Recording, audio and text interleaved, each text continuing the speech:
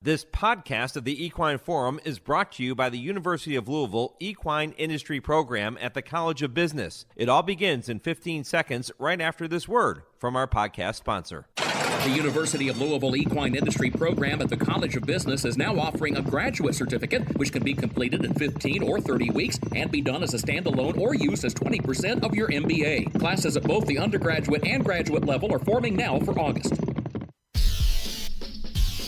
This is HRRN, horse racing's voice. It's Torpedo Anna, furlong to go, opening up 3. West Omaha second, Tappaginelli third. Torpedo Anna is back in business, off the layoff, and she is a dominant winner of the fantasy. Kentucky Oaks, you bet. Leslie's Rose comes forward for the lead. Just FYI, is down to the inside in second, but no catching. Leslie's Rose, who has won the Grade 1 Central Bank Ashland. Welcome to the Equine Forum, presented by TwinSpires. Booth is being tested. Just Steel's up for the lead.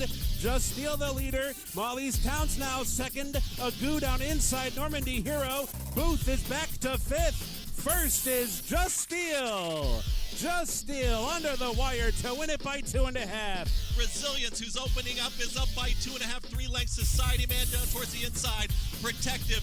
Resilience is drifting out. It's Resilience who's clear, is up by 3 lengths now. Resilience will win the wood. Now here's Mike Penna. Good morning once again, everyone. Mike Penna, Baron of the Backstretch, welcoming you to the show that launched a network. It is the Equine Forum, presented by TwinSpires, right here on the Horse Racing Radio Network.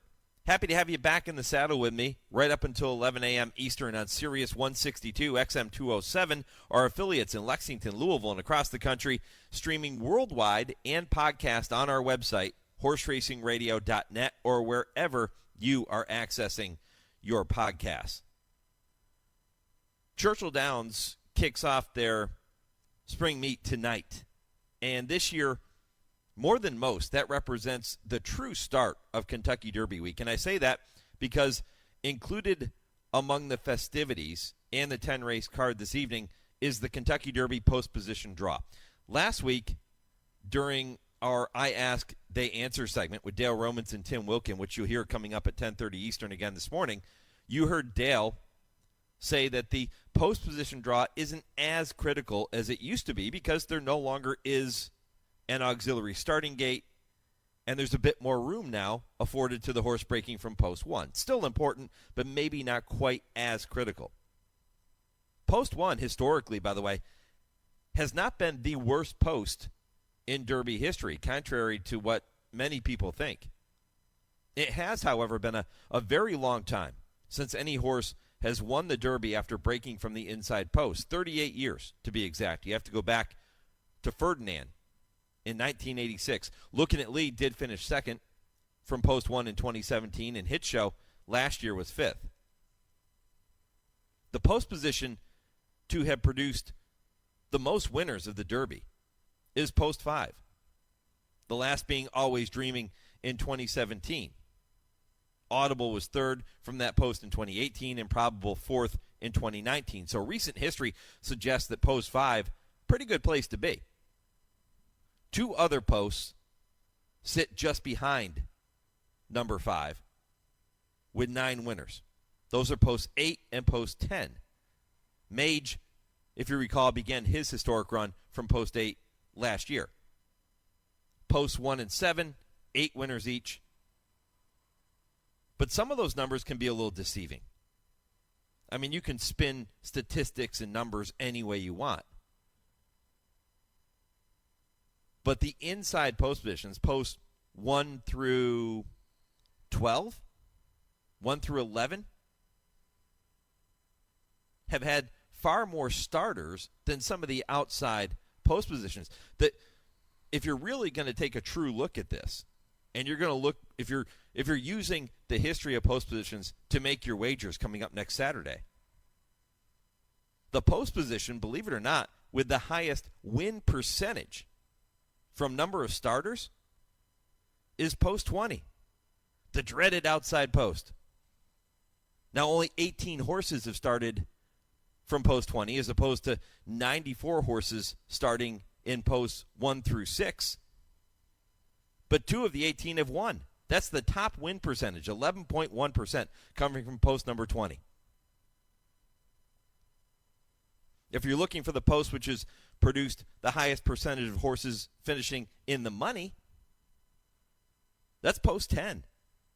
And post 10, 9 for 87 when it comes to producing winners. So that's 10.3%. That is second in win percentage, too. So post 10, if you're taking everything into account,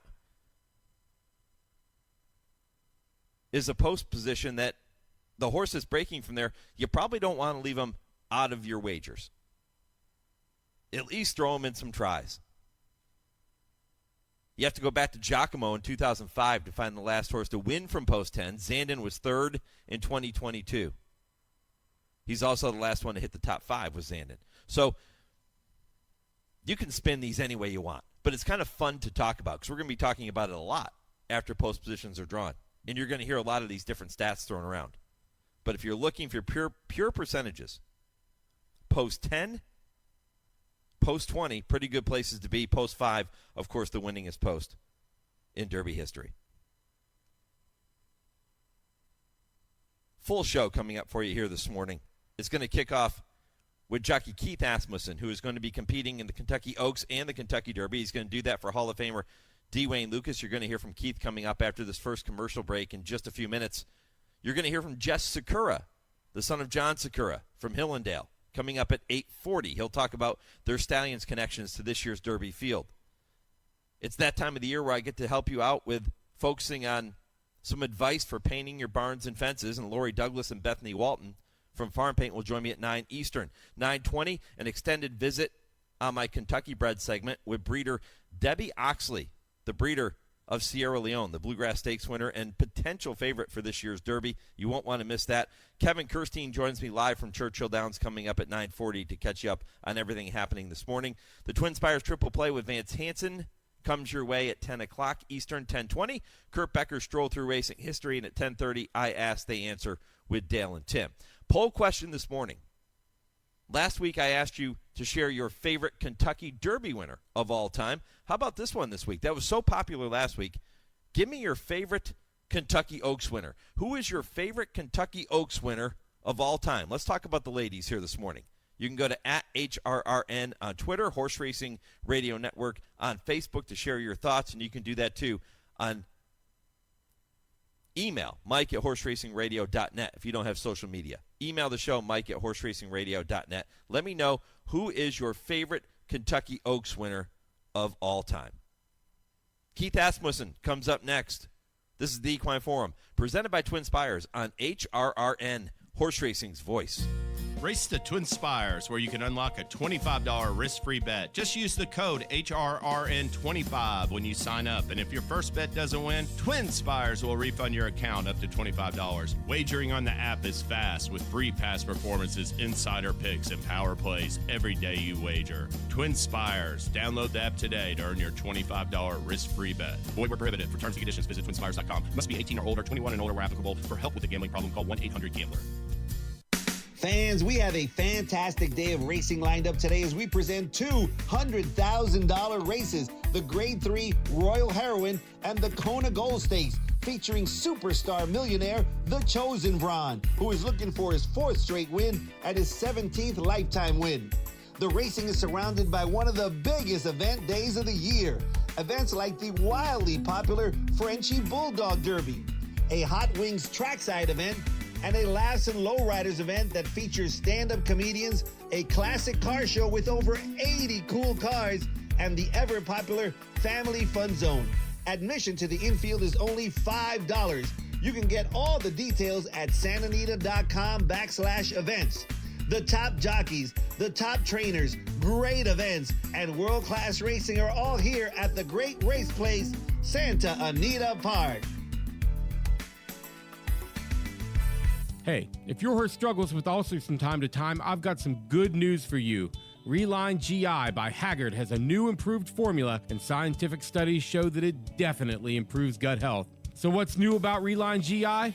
It's made with a new beta-glucan that stimulates the immune system to work on targeted areas of a horse's stomach. Plus, there's also a new price that can save you nearly $100 per gallon. Visit ResolveVet.com to learn more about new Reline GI. Better science, better formula, better gut support.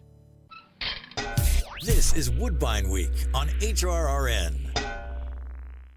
It's time to get ready for the 2024 Thoroughbred season at Woodbine Racetrack, the #1 turf track in North America. Season runs from April to December with over $62 million in purses, with an industry-leading stakes program including 2 Canadian classics: the Grade 1 $1 million Rico Woodbine Mile and the $1 million Kings Plate. Woodbine offers top safety-rated racing and training services, plus world-class facilities. Make Woodbine your home turf this season. Learn more at woodbine.com. You're listening to the Equine Forum on HRRN, presented by TwinSpires. West Omaha's trying to get outside Midshipman's Dance. Both runners being pumped upon as they swing off the turn, and the Honeybee and Tappet Janelle comes away with the lead. Lemon Muffin on the outside. The maiden trying to get her first career win in the Honeybee, and she just stormed to the front. Lemon Muffin, Keith Asmussen drawing away, and this is a coming out party for Lemon Muffin. Lemon Muffin, the maiden's gonna do it, and how about that? She did it in a graded stake. Lemon Muffin won going away. Tappet Janelle was second. West Omaha third, and Neon Beach was fourth. Dwayne Lucas with 3 wins today, and this is a big one right here with Lemon Muffin, who won the Honeybee going away. Matt Dinnerman with the call. That's the way it sounded at Oaklawn on February 24th when Lemon Muffin scored in the Grade 3 Honeybee, breaking her maiden, as you heard him reference in the call, ridden by Keith Asmussen for Hall of Fame trainer Dwayne Lucas. And not only was it a coming out party for Lemon Muffin, but it was a special day for Keith, as it was the first graded stakes victory of his career. And what a meet Keith Asmussen had at Oaklawn Park, winning more than 50 races, finishing second in the jockey standings, and now he sets his sights on both the Kentucky Oaks and the Kentucky Derby, where he will be riding for the Hall of Famer Dwayne Lucas, and I know he's pumped up about that, and he is with us now here on the Equine Forum. Keith, good morning. Good morning. Man, I'm excited to talk to you. I remember talking to you when you were first getting started and first riding, and to get to this point, I don't know if you ever imagined, I know you wanted to get here, but could you imagine it would happen so quickly? Just like you said, can't imagine it happened so quickly. I mean, if you look back, like a year ago, if you looked at where I was, you couldn't believe it. But if you compare it to yesterday, you're not surprised. I think it's a level of racing every rider, aspires to compete at, and to be able to do it is incredibly special. When you think back on the Oaklawn meet and the success that you had, what are some of the things that stand out to you and some of the reasons that you were able to be so successful? Coming into the meet, I was really tried to keep my momentum and motion going. The Churchill fall meet, I thought had been my best meet to date, and just really tried to keep it going. My agent, Cody Caudill, at the beginning of the meet, I was like, Cody, we won 24, 25 races last season. I was like, compared this year, what I know compared to last year, I would really like to win 50 races this meet. And never doubted me a moment, and to be able to reach that goal and kind of punch through it, it's incredibly invigorating. There's no substitute for experience and getting the reps, and any athlete would tell you that in any sport. So you reference the Churchill fall meet and then going into Oaklawn with all that confidence, Keith. Is that a thing for jockeys too, where you get the experience, and you said you felt pretty good about where you were going into that meet? Is it a matter of experience and that helping a jockey? Is it that simple? I absolutely think confidence is a big thing. Not to sound too out there or whatever, but I mean, horses, they absolutely pick up on confidence. I mean, they see a fox on a hill 2 miles away and knowing it's going to rain next week.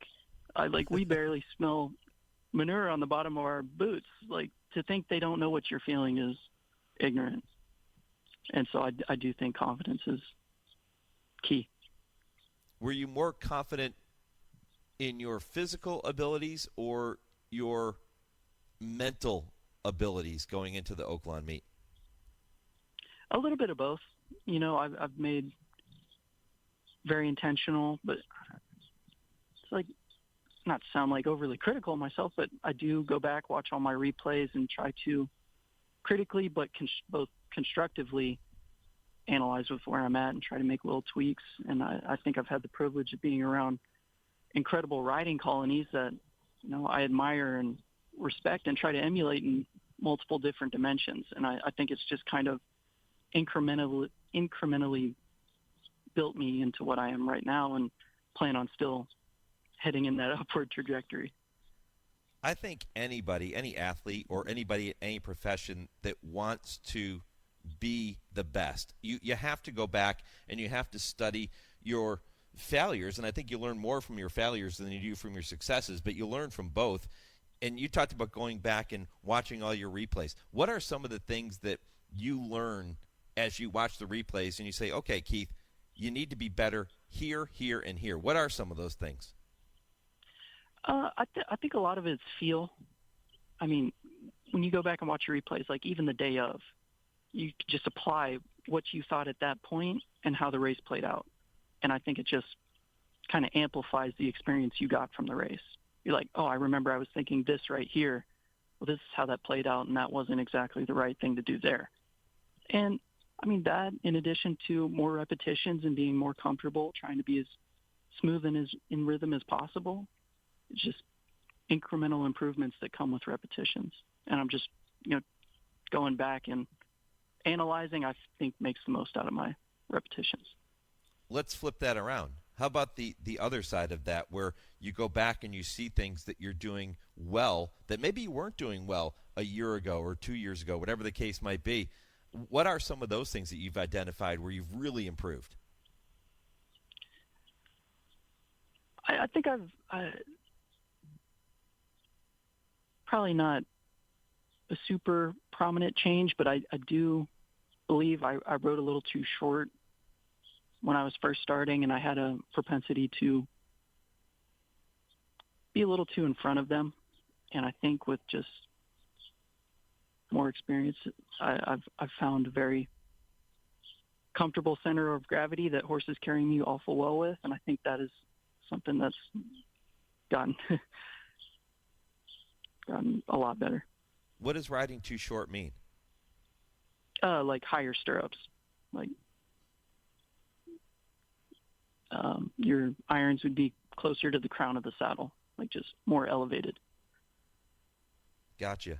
Wow, fantastic stuff from Keith Asmussen here this morning on the Equine Forum. Really inside baseball there. I love it, Keith, because we hear jockeys use these terms, and a lot of times, for me personally, I've never ridden in a race, right? The next race I ride will be my first. So to hear you talk about it in those terms and explain it is really fantastic. Let's talk about the success on the graded stakes side of things. And that race call we just heard from Lemon Muffin, pulling away to win the Honeybee Stakes on February 24th. Walk me through that race and what you felt underneath you. Couldn't be more confident in the filly going into the race. I know it was a maiden in the Honeybee, but was lucky enough to ride her one of her maiden races where she ran second, both being 3/4, and she'd lost to impressive fillies in Blue Squall and the Hartman horse, Tanya Showers. Thought very highly of her and was excited to stretch her out. I knew it was a tough spot, but still had a ton of confidence in her. And never doubt the coach. It was an incredibly sentimental victory for me. It was my first graded stakes victory. And I mean, to even do it for the coach, it's our family's been intertwined for the duration of my lifetime and many more years before that. So, I mean, special doesn't even give it justice. Yeah, I can imagine the only thing more special would have been having it happen for your dad and riding for him. But Dwayne Lucas, a very close second because of that incredible relationship the two families have had. Absolutely. And my first graded stakes victory, I was over the moon because it was just a big milestone for me. The previous summer, I'd broken my finger a Thursday night at Lone Star, 2 days before I was supposed to go ride a Rivet in the Chick-Lang at Baltimore. And so when he won that, I was on the bench for like 8 weeks, and it's an incredibly hard thing to do, and I did take a lot of pride in it. How much time did you get to spend around Wayne Lucas as a child? Were you around his barn very much, and was he around your dad's operation? I assume that with the two families being pretty close, you probably were. Quite a bit. Friendly, personal relationship. Whenever you're around the races, you see him and talk to him. Our family's been 1964, Yeah. and then my grandfather linked up, Park Jefferson and like South Dakota. They both went down to Laredo, Texas together, winter '68. Like that's more than a little time. Yeah, it certainly is. Talking with Keith Asmussen here on the Equine Forum presented by TwinSpires. Keith, now you get to look ahead to riding for the coach in the Kentucky Oaks aboard Lemon Muffin, and then you get to be aboard Just Steel coming up in the Kentucky Derby. So talk to me about Just Steel a little bit. Oh, couldn't be more impressed with the horse. He's competed at the pinnacle of the sport the duration of his career. I was lucky enough to breeze him before his Smarty Jones and the Smarty Jones prep at Oaklawn, and always thought super highly of him. I had known the horse just from following races, and I breezed him for the first time before Smarty Jones, and I was like, dude, this is as serious as it gets.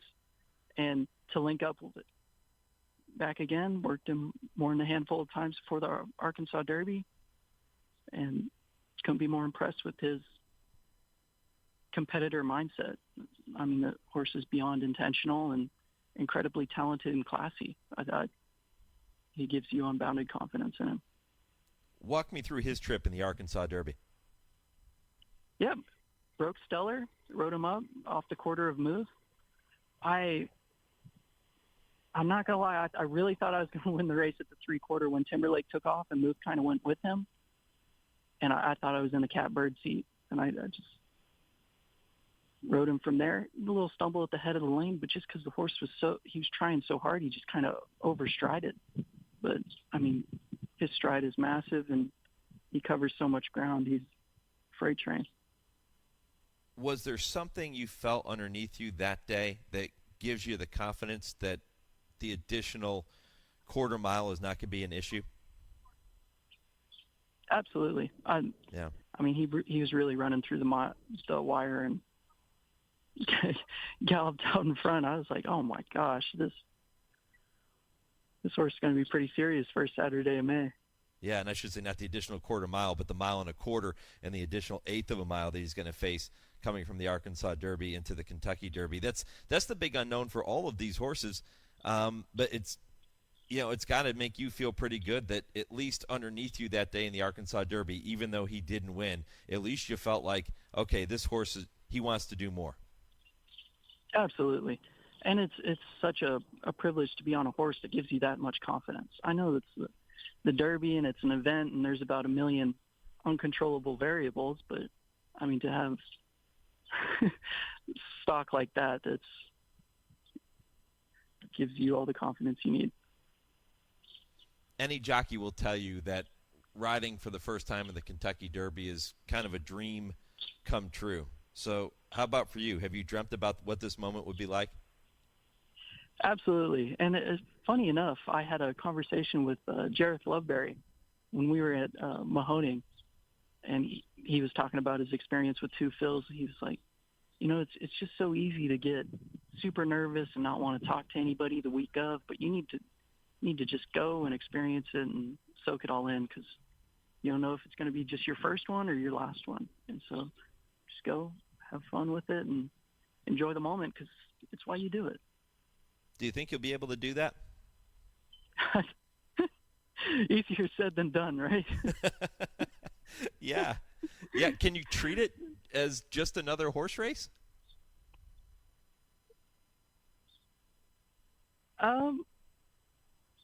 No, I don't believe so. I've been privy to the racing at this level from the duration of my life, but this last year was the first Derby I missed in my memorable lifetime, and it was because I was riding at Oaklawn. To be able to come back and do it in a completely different role is, I hope I don't hear like my whole Kentucky home, or else I'll start crying in the post parade. Yeah, you're going to have to keep it under wraps when you come onto the racetrack to the playing of that song. I can tell you that is emotional for any jockey riding in the race for the first time. Absolutely. Yeah, and even the veterans sometimes will tell you that they'll get a little choked up when they look around. And I think that's, it's kind of like playing in your first Super Bowl, right? And you hear athletes talk about that all the time. You have to really try to just stay in the moment as best you can, but it's not easy. Absolutely. But couldn't be more excited and confident going in. I do believe we're in a great position. How cool is it that Wayne Lukas has said, Keith Asmussen is my guy? A horseman that literally has changed the game into what it is right now, putting his confidence in you. There's nothing more invigorating to what you think about yourself from a horseman perspective. And that's, I'm jockey, but I think before that I'm a horseman. How will you prepare to ride in the Oaks and the Kentucky Derby? You talk about going back and watching replays of your past races and learning from your mistakes and from your successes. How are you going to prepare for these moments on that big stage? I'd say pretty usual to what I'm comfortable with. I usually handicap very thoroughly, including replays of horses I don't ride. And, I'll be definitely practiced up. I ride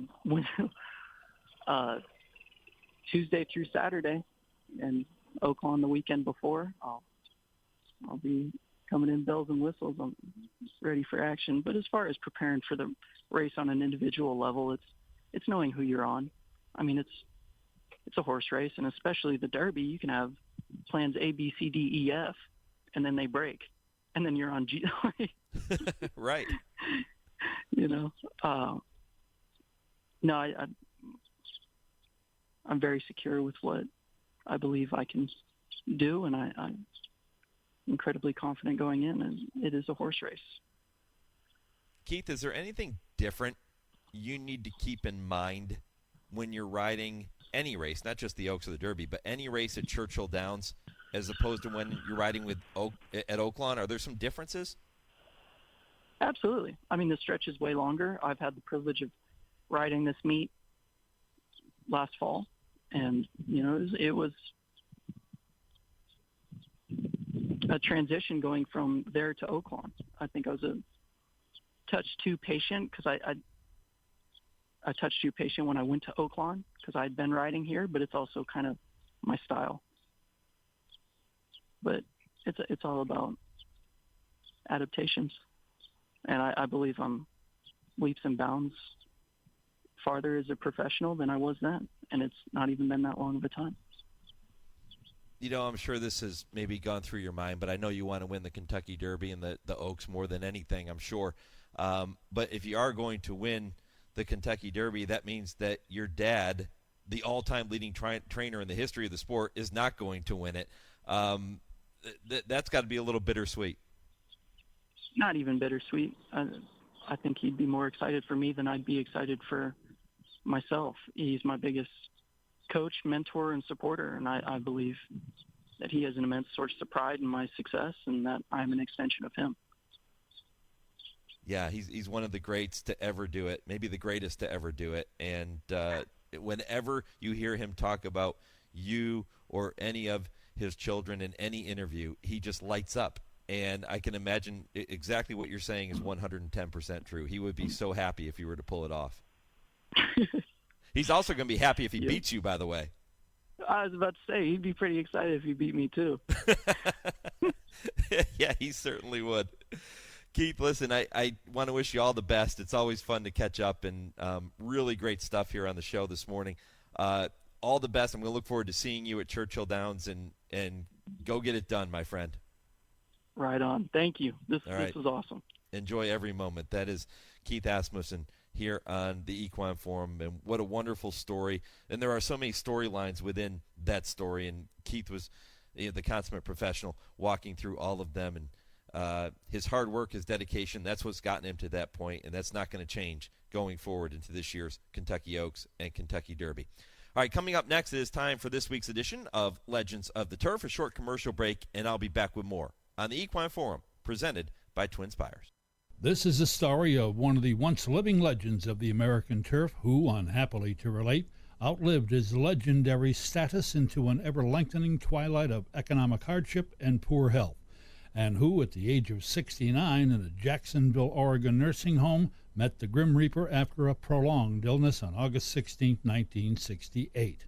For many years he had been a hanger-on at New York racetracks, waiting for that one more chance which never came, and dreaming of the glory of the 1920s when he was, quite literally, the toast of Broadway. In that golden age of sport, he was to thoroughbred racing what Babe Ruth was to baseball, Bobby Jones to golf, Bill Tilden to tennis, Red Grange to football, Jack Dempsey to boxing, and Johnny Weissmuller to swimming. Each was the symbol and the very epitome of their particular sport, their names household words. He first saw the light of day, did our man of the day, so to speak, in Groton, South Dakota in November 13, 1898, of Norwegian ancestry, and he grew up on a ranch in American Falls, Idaho, where he took to riding horses as naturally as the proverbial duck takes to water. He rode his first official race on January 25, 1918, and won, the first of 968 wins in over 3,600 mounts, who earned nearly $3 million, an enormous amount in that day and age. His lifetime winning percentage was 26%, remarkable. In 1919, his contract was purchased by Commander J.K.L. Ross, for whose Canadian-based stable he rode such stars as Milkmaid, Billy Kelly, and Sir Barton. He later rode for Harry Sinclair's Rancoca stable, and it was in the silks of this stable that his stars shot across the heavens of thoroughbred racing with meteoric rapidity. He led the jockey list with money won in 1921, the year he won the Belmont aboard Grey Lag, and in 1923, the year he won the Derby and Belmont with a leg up on John E. Madden's Zev. His 1,923 records of 39 stakes wins and nearly $570,000 in purses were to stand as riding records for more than 20 years. He had a nasty spill at Saratoga in 1924 and a gallstone operation as well, sidelining him for some 8 months. He had trouble getting mounts on his return to the saddle, but to get the mount on Flying Ebony in the Derby, he did, and he won in the slop on that one at Churchill. That same year, he won the Belmont while aboard Mad Play. In 1927, he won the Belmont on chance shot for owner Joseph Widener, president of Belmont Park. It was largely under Widener's aegis that he was restored to good standing in March of 1928, after he had been suspended and banned from all tracks in the fall of 1927 for his ride on Bateau in the Pimlico Futurity. In spite of that suspension, he was a leading money-winning rider of 1927. After reinstatement, he had the stomach and weight problems, and he subsequently hung up his tack, as it were, to race and train horses. He encountered financial difficulty in that venture and ultimately bowed to creditors by dispersing his stable in 1929. He came out of retirement to ride for William Woodward Sr. in 1930. That year, he was aboard Gallon Fox, who chalked up a triple crown.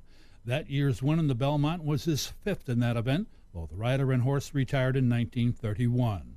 Our man came out of retirement for a second time to ride in 1932, chalking up 13 wins, and then final retirement and the beginning of a long road to abject obscurity. He refused all offers to ride in Europe and had a brief fling as a chanteur at the Stork Club in New York, plus a stint in radio and as a movie producer, none of those with success. In 1938, when back in the game as a trainer, he saddled stagehand for wins in both the Santa Anita Derby and the Santa Anita Handicap. He was that season's leading money-winning trainer. In 1944, he turned to breeding, but that proved to be a disastrous venture. He once said, quote, "Money and me are incompatible." In 1953, at the age of 55, he got himself down to riding weight and had 10 mounts and won one of those. That victory, to phenomenal acclaim, I might add, was at the old Jamaica racetrack on Long Island, October 14, 1953. The effort to make weight had taken its toll, and from then on until he left New York for Oregon, he lived in a donated room over a Long Island restaurant, eating with friends who relived his past glories.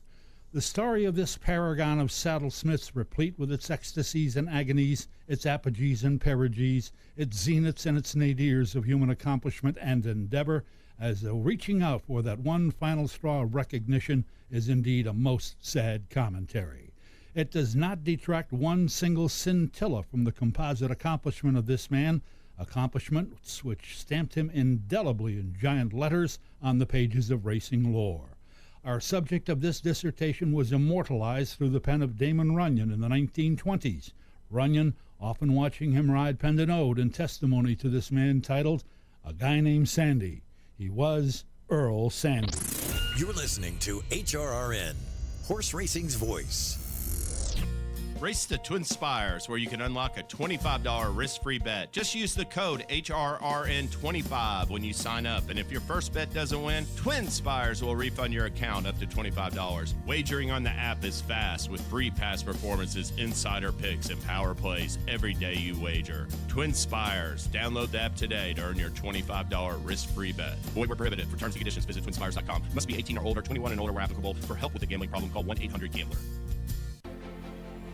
There are thrills around every turn at Gulfstream Park during the Royal Palm Meet with live horse racing action Thursday through Sunday and simulcast opportunities 7 days a week. Come out and enjoy weekend stakes races, including the Royal Palm Juvenile on the road to Royal Ascot. Take in the action from the Carousel Club or feast in Ten Palms Restaurant with an elevated view of the track. For stake schedules, tickets, and more, head to GulfstreamPark.com.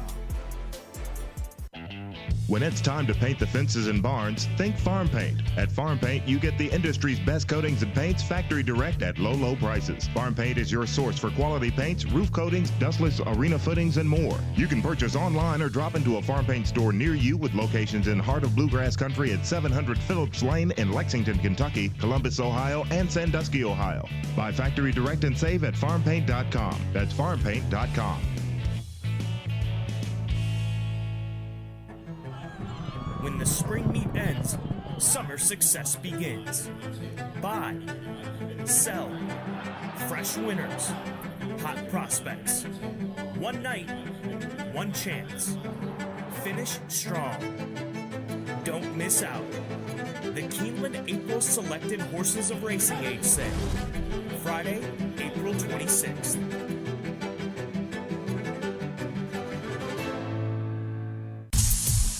You're listening to the Equine Forum on HRRN, presented by TwinSpires.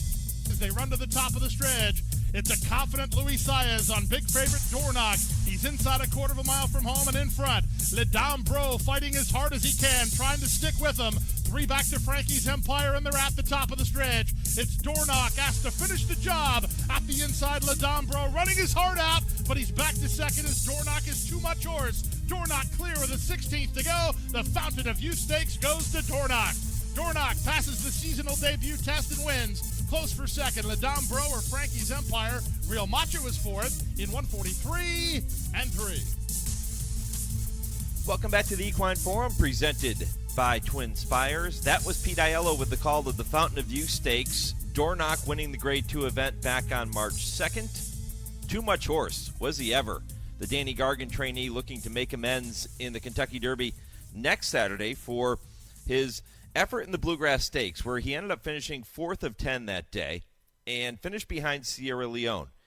Dornoch is a horse that many people may have lost some faith in, but not the case for the folks who stand his stallion, Good Magic. And Dornoch, one of 2 runners by Good Magic set to go in this year's Kentucky Derby. Good Magic stands at Hillendale at Alapa. Of course, starting on Tuesday morning, you'll be able to tune in to Bobby Newman and Jude Feld with the first of 3 Derby countdown shows, once again this year presented by our friends at Hillendale at Alapa. They'll be live from Churchill Downs from 8 to 10 a.m. Eastern, Tuesday, Wednesday, Thursday morning. They'll visit with owners and trainers and jockeys and handicappers, all to get you ready for the Run for the Roses, and they'll share their thoughts on what they're seeing on the racetrack as the Oaks and Derby horses hit the track every single morning leading up to Kentucky Derby 150. It's going to be incredible. Those come your way Tuesday, Wednesday, Thursday morning, 8 to 10 a.m. Eastern here on HRRN. You can get more information on our website, horseracingradio.net.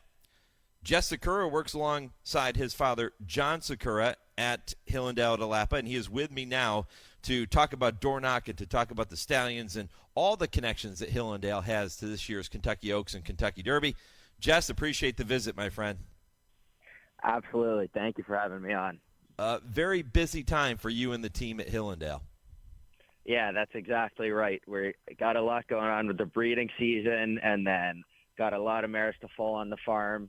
So, and then obviously Keeneland coming to the end of its meet, and then big time at Churchill to have some success. You know, it seems like every year we're talking about Hillendale and the Stallions having ties to big races, whether we talk before the Breeders' Cup or we talk over the summer. And now here we are talking before the Kentucky Derby, and it's not unusual to see multiple runners in the Derby and the Oaks that are sired by Hillendale Stallions. And I started with Good Magic. We heard Dornoch winning the Fountain of Youth. Boy, you have to be so proud of everything that Good Magic has accomplished. You know, it's actually unbelievable. Just when you thought he couldn't get even hotter, he does it again. He's got 2 running in the Derby this year, Society Man and Dornoch. Dornoch, a full brother to Mage, and especially rooting for him. We're good friends with Jason and Jackson Worth, who are part owners, so it'd be beyond exciting for them to have some success. And Society Man came out, I believe it's part of the same ownership group, kind of came out of nowhere, with big odds in the New York race, ran second, and it's looking like he's going to be a long shot price in there that's got a swing. So we're pretty excited, and then he's got a few maidens that have looked really good. So there's really no stopping Good Magic right now, and to have back-to-back derbies in his first 2 crops, I don't know if that's ever been done before. Yeah, pretty remarkable. I don't know if it's been done before either. And you mentioned the full brother to Mage with Dornoch, and I spent plenty of time talking with trainer Danny Gargan on this show over the past couple of months, and I remember him telling me that Dornoch looks absolutely nothing like Mage. The two of them are built completely differently, where Dornoch is that big bruising type of runner, and Mage was a little more sleek, if you will. He's a horse that's built for the Kentucky Derby, isn't he? Yeah, I think that's right. I've seen him a couple times up close. He looked big, beautiful, strong.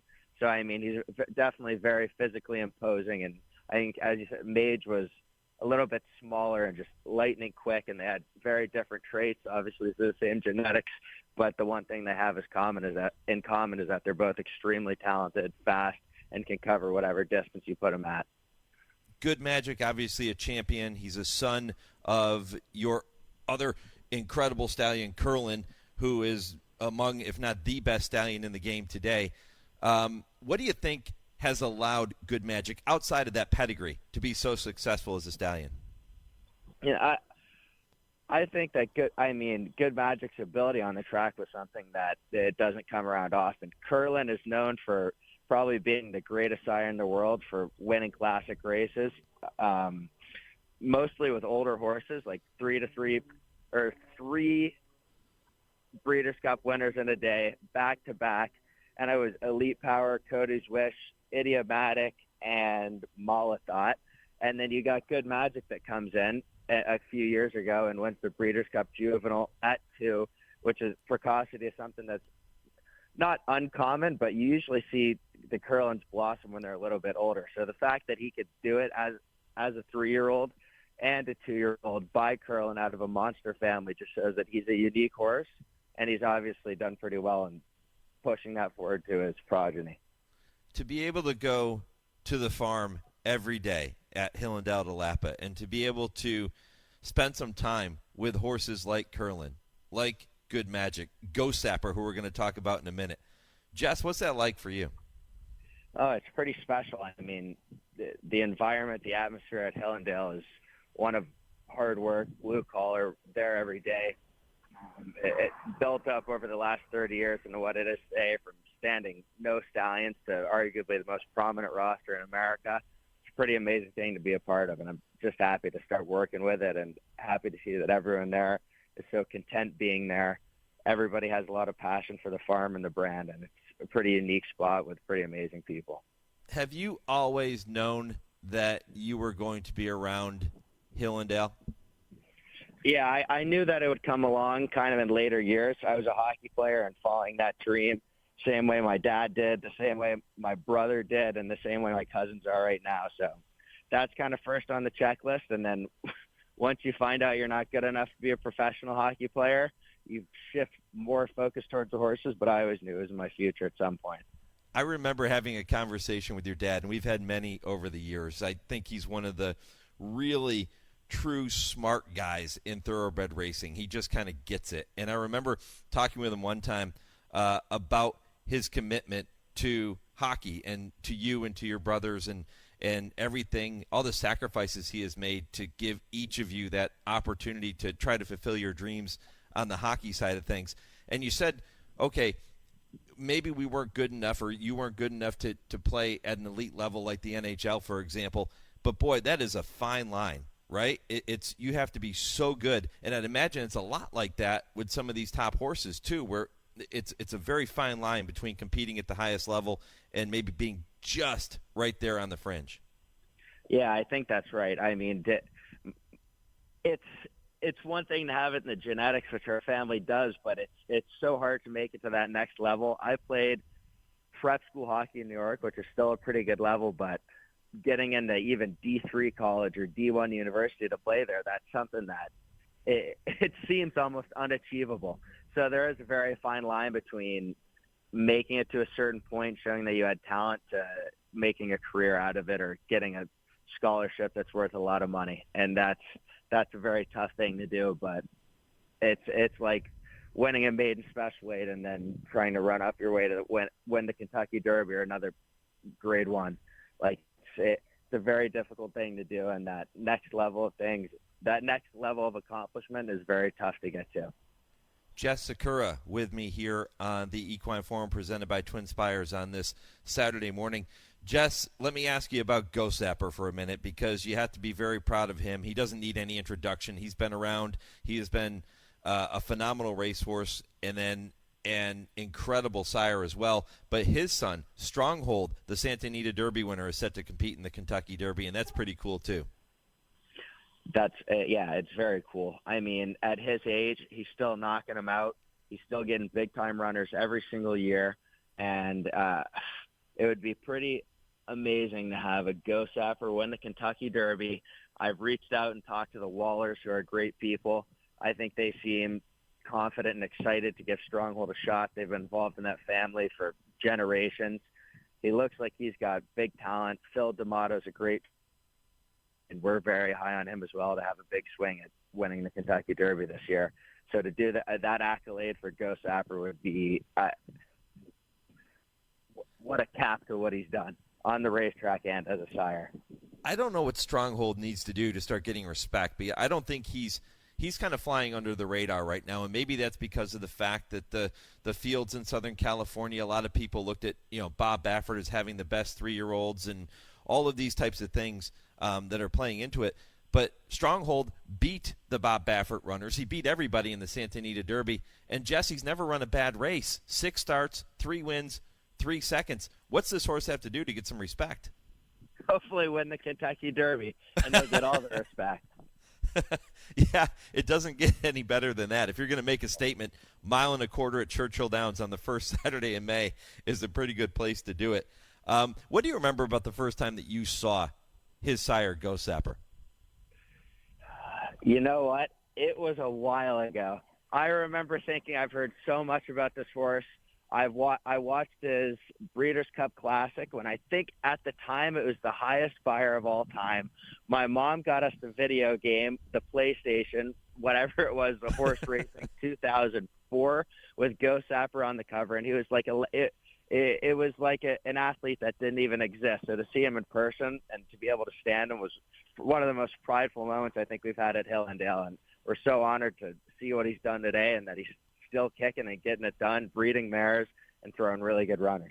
There are 11 stallions on the roster at Hillendale at Alapa. You can go to hillendalefarms.com to read more about all of them. But before I let you go, I want you to talk about 2 others, Charlatan and Loggins. Tell me a little bit more about them.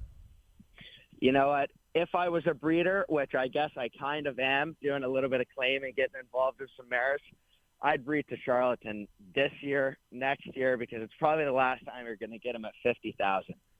He was one of the most talented horses we've seen in the last couple decades, out of a mare that was placed in the Breeders' Cup Distaff, graded stakes winner, out of a quiet American, he's out of a quiet American mare.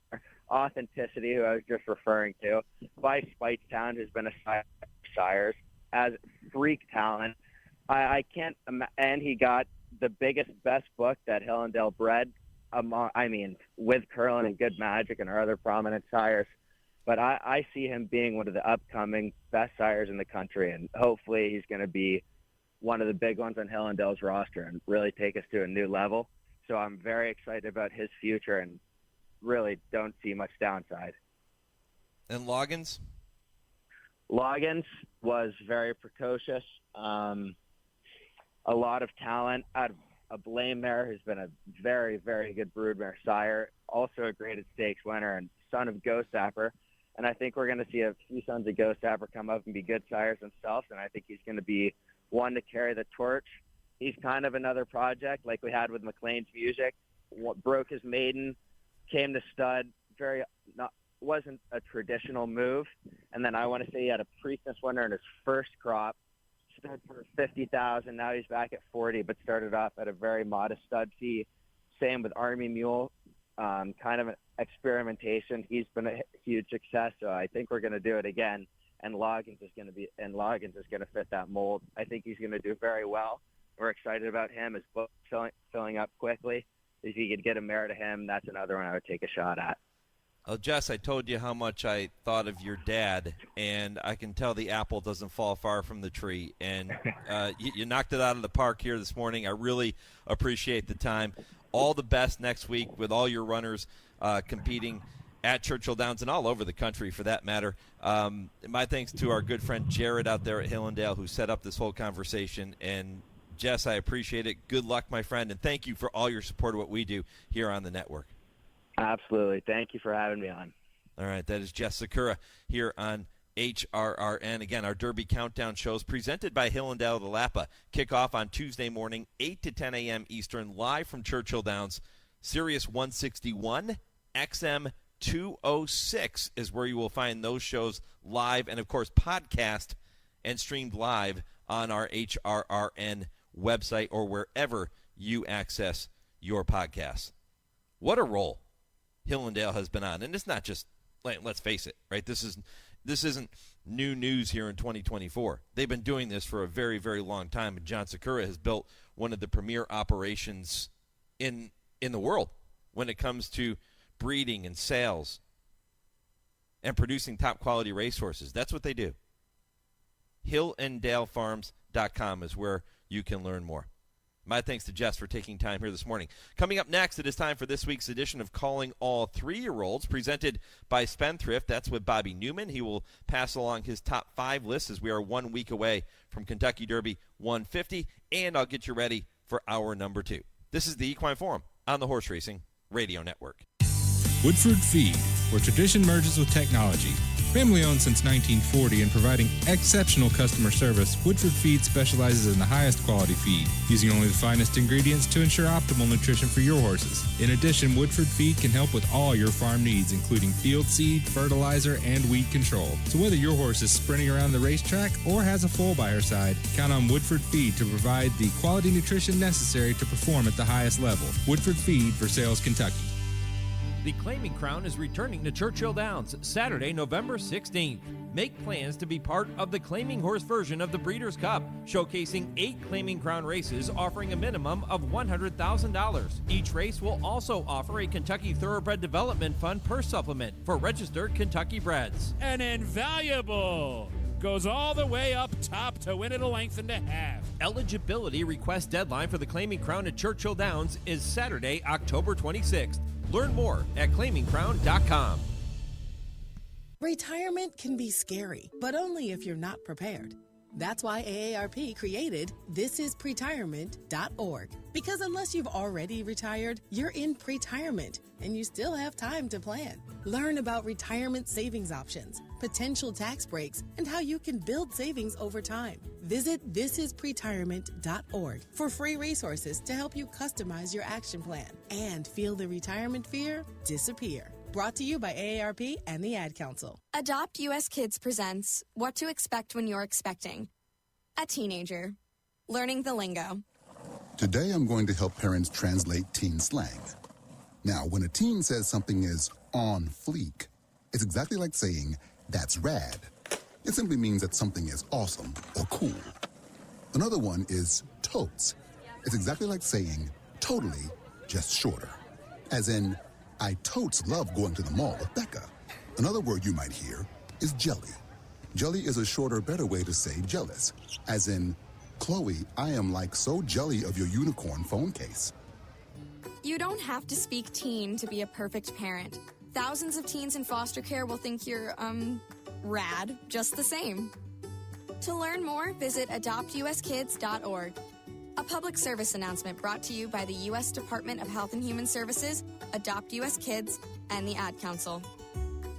Trainer Talk, presented by Fasig-Tipton. Please join me in welcoming Hall of Fame trainer Todd Fletcher. Hall of Fame trainer Nick Zito on Trainer Talk. Welcome Hall of Famer Bob Baffert to the program. Hall of Fame trainer Shug McGahee, nice enough to spend some time with us. Hall of Fame trainer Bill Mott here on Trainer Talk. Dual Hall of Fame trainer Mark Cassie. Trainer Talk, the biggest names in horse racing. Wednesdays, 6 to 7 p.m. Eastern.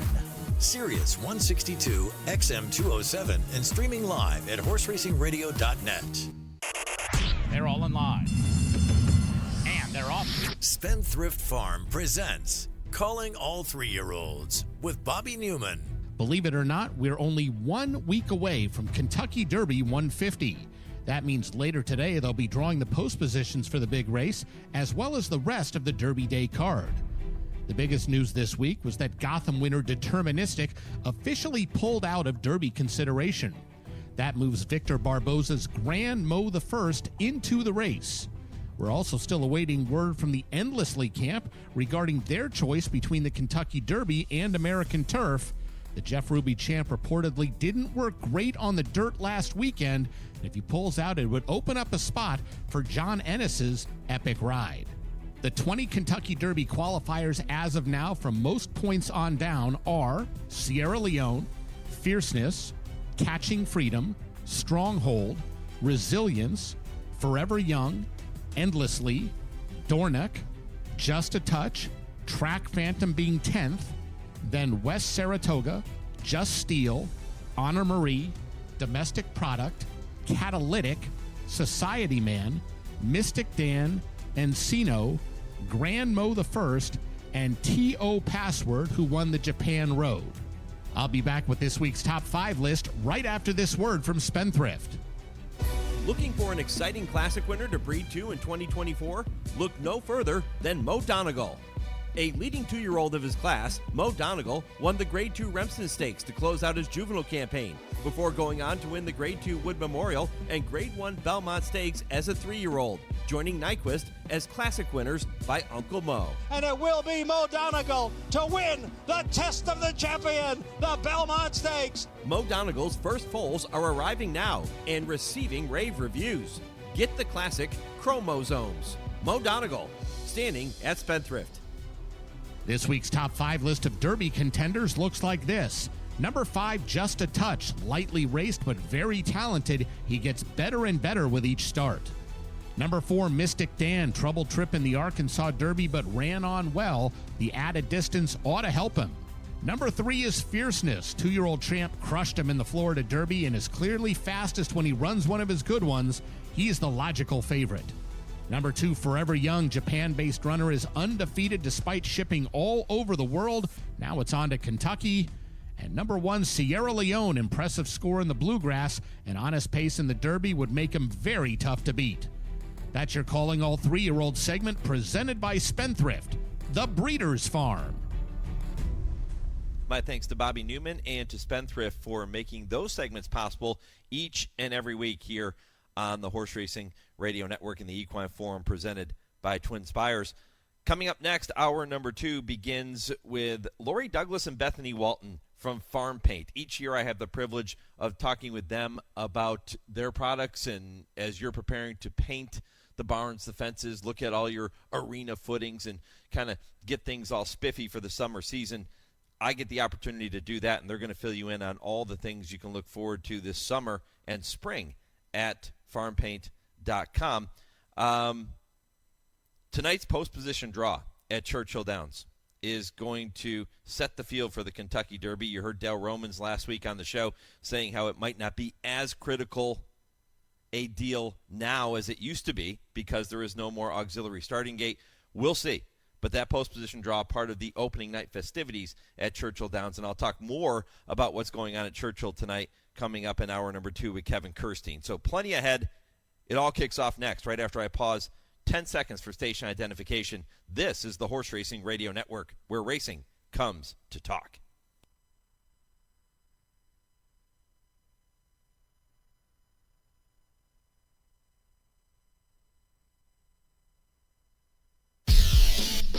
This is the Equine Forum, presented by TwinSpires. Welcome back. Hour 2 of 3 on this Saturday morning. Mike Penna, Baron of the Backstretch. Happy to have you along for the ride right up until 11 a.m. Eastern. If you missed any portion of that first hour of the program or any of our shows that we bring your way throughout the week, you can still catch up whenever you have some time. You can do that by listening to the podcasts at HRRN on Twitter is one way to follow along and get information, but you can listen to the podcasts at horseracingradio.net and on every podcast platform. So if you're using Apple Podcasts or Spotify or Podbean, however you get your podcast, type in Horse Racing Radio Network and follow along with all of the shows. And how about that conversation with Keith Asmussen in the first part of the program? That was really cool. Keith got into some things that I don't often get into when you talk to jockeys, but he kind of took us inside a jockey's mind a little bit, and that was cool. He'll get an opportunity in the Kentucky Oaks this year. He'll get an opportunity in the Kentucky Derby this year, both for the Hall of Famer Dwayne Lucas, and I know that's going to be a big deal for him. And if you missed that conversation, again, it's all available on our podcast after we finish up at 11 a.m. Eastern here this morning. Hour 2 begins with my annual conversation with the folks at Farm Paint. That's Lori Douglas and Bethany Walton. I will welcome them momentarily. You're going to hear our Kentucky Bred segment coming up here shortly. And then more conversation from Churchill Downs, looking ahead to the horses that have been on the racetrack here this morning. We'll get you the latest from Churchill as we are 1 week away from the Run for the Roses. Hour 3, 10 Eastern, Vance Hanson with the TwinSpires Triple Play. 10:20, Kurt Becker takes you on his weekly Stroll Through Racing History. And at 10:30, it is I Ask, They Answer with Dale Romans and Tim Wilkin, tackling some of the hottest topics in the game today and answering some of your questions which you have submitted, and looking forward to that segment to wrap up the show at 10:30 Eastern. But without further ado, every year at this time, as the calendar has turned to spring and we start looking ahead to painting the barns and painting the fences and looking at some of the different footings for our arenas or whatever the case might be, I get a chance to visit with Lori and Bethany from Farm Paint, and that is the case here for you this morning. Lori Douglas, let's start with you. Good morning. Happy to have you on board again. Good morning, Mike, and happy to be back with you. I think it's been, 10 years now? I don't know. Wow, time flies. Yeah, a decade of talking about paint and arena footings. And, and every year we say this, right? We talk about paint and people say, wait a minute, how are you going to make that a sexy topic? I said, hey, listen, if you're going to be looking for paint for everybody has to paint their barns, right? They have to paint the fences. They have to take care of all the maintenance around their farms. And there are so many farm people that listen to this show. To me, it's a tailor-made topic. Absolutely. I'm right with you there. What is new at farmpaint.com? Well, we are always evolving, as you well know. The thing that I love about our farmpaint.com website right now is you can purchase everything right off of our website. I mean, we have our arena footing on there. We have our 10-to-horse products on there. We have all of our paints and roof coatings and driveway sealers. We just have so much on that website, and it's a good go-to. Let's put it that way. As always, always want to know what's so special about our paint. And, honestly and truly, it's been my sales pitch forever. I think I've been here 15 years now. And bottom line, we have designed all of our acrylic paints with a very unique elastomeric polymer and a UV inhibitor. So all of that being said, our product has a lot of stretch to it. So it certainly soaks into the wood. It allows the wood to expand and shrink in the different weather patterns so you don't get chipping, popping, peeling. More importantly, you don't get fading out from the UV rays, unlike asphalt products or, more importantly, oil-based products, lacquer-based products will tend to fade out in the heat and in the hot sun. Basically, we truly have the best product on the market for all of our farms and all of our equine people. Yeah, and if folks go to farmpaint.com, Lori, they can now see a list of all the products. There's always been information at farmpaint.com on the products, but now they can see a list. And if I'm not mistaken, you can now purchase your products right from farmpaint.com. Is that right? Absolutely. Yeah. Absolutely. Yeah, it's great. There's a description, there's a price, like you would expect. But now you can go ahead and make those purchases there. Or, of course, you can get a hold of Lori and she can help you, or Bethany. Bethany, good morning. Happy to have you along for the ride as well. And listen, you told me that your phones have been ringing off the hook over the past couple of days or so. Good morning, Mike. It's great to be back. Yes, with sunshine brings nonstop. I stay on the road as it is, looking for new arenas or new fences and new clients. But this time of year, everybody's wanting to get ready for all of their visitors for Kentucky and for the spring in the bluegrass. So between paint and we're really excelling in the thorough turf. I had 2 quotes this morning, so it's becoming more of a household name, and it's an amazing footing. Let's talk about that for a minute, because we started talking about the paint products, and that is one aspect of Farm Paint, but the company also offers what you just referred to as Thor Turf. Tell me more about that. So we have thorough turf. We now offer 4 different types of footings. Of course, we've got the non-fibered and the fibered footings that we've had for many years. New to us this year are our Pro Turf and our Race Turf. Pro Turf is going to be geared more towards our Western disciplines, reining and such. But the Race Turf is really exciting for all of us, hoping to get it in some gallops and eventually racetracks and make racing great again without having to worry about the footing. Yeah, so it's more of an artificial type surface, correct? It is. It's a synthetic footing. It's completely dustless. The footing never has to be watered. It isn't a wax-coated product, so it doesn't have to be recoated like a lot of other synthetic footings on the market. So it's really been engineered and done correctly for the horseman and the horse in mind. What kind of feedback have you received, Bethany, in your time at Farm Paint when you talk to customers about Thor Turf, or you talk to them even about the paints? What kind of feedback do you typically receive? With everything, there's pros and cons, but I will have to say the majority of the feedback we receive, is favorable. It's positive. The number one thing that everyone continues to tell Lori and I is the customer service, number one, is unmatched. But number two, our products.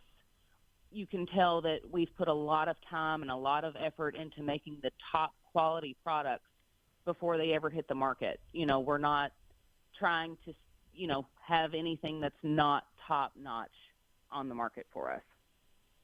Lori, how about for you? You said you've been there 15 years now with Farm Paint. What kind of feedback do you continue to receive from your customers? I always get amazing feedback. I really do, and that's what's so exciting to me. I've always had such a passion for Farm Paint and Thor Turf. With 15 years worth of experience, it never gets old to me. I enjoy what I do. I love the people I work for. I don't know. I just get amazing feedback. I know it's going to sound crazy, but just this morning I got a phone call from a guy that wanted to order 1 gallon of brown paint. And I said, oh, okay. Well, yeah, I put it on my deck. I live out on the lake. I put it on my deck and all my stairs that go all the way down to the lake. He said, it's better than any product ever used in my life. It's been on my deck now for 5 years, and it looks like it's brand new. I mean, so, I love hearing those stories because it's just, it proves to me what a great product we have. And, Farm Paint and Thor Turf are just such easy products to sell because, Bethany and I both believe in them. We know how good our products are. I'll ask both of you to answer this question, but Lori, since we're talking here, I'll come to you first. When you reach out to people and you start explaining the product to somebody that's new, that maybe they've never heard of Farm Paint or they've heard of it but they've never used it, what are the key points, maybe one or two key points that you always make sure you want to emphasize to them? Well, I always tell them that we have the best product on the market for them. And I'm always telling them that, I've been selling this product for 15 years. So I know what a high-quality product we have. And basically, I let them know that I'm here for them no matter what they need. And, please call me on any technical questions, any shipping questions. I'm here to help. Bethany, how about you?